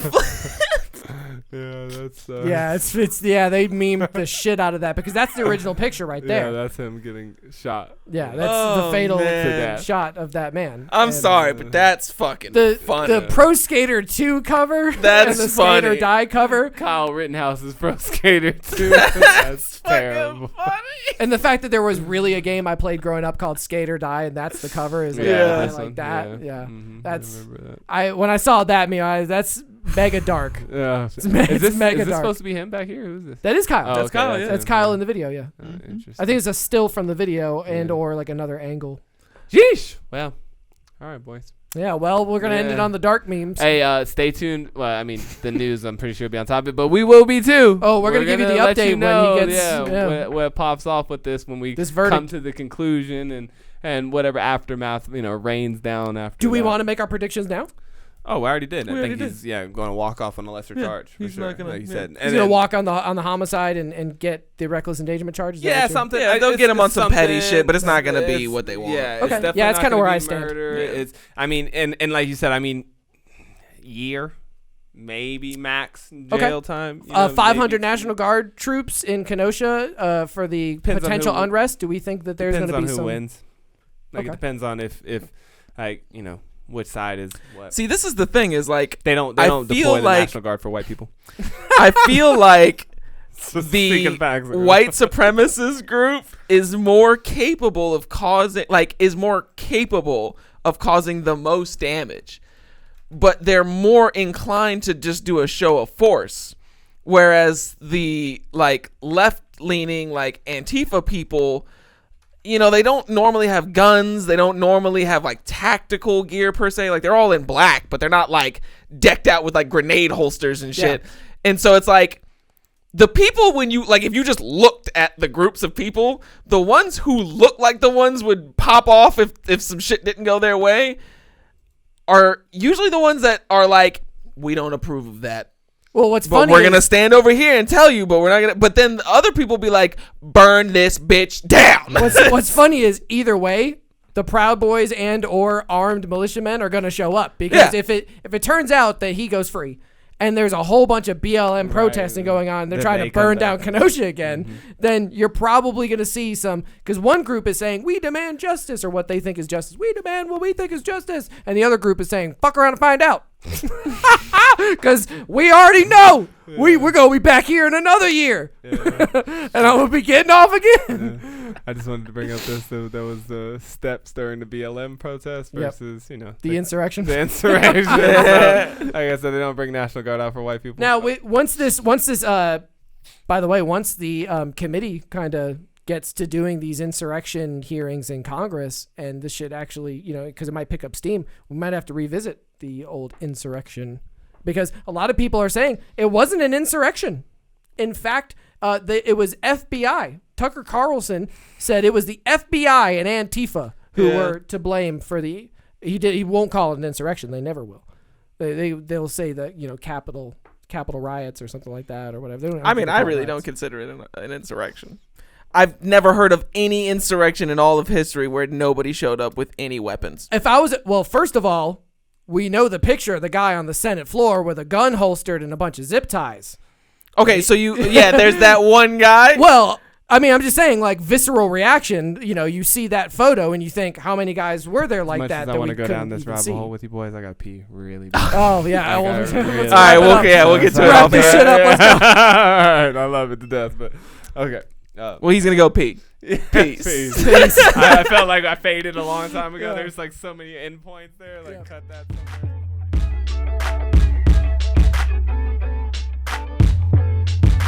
Just when I think you couldn't possibly be any dumber,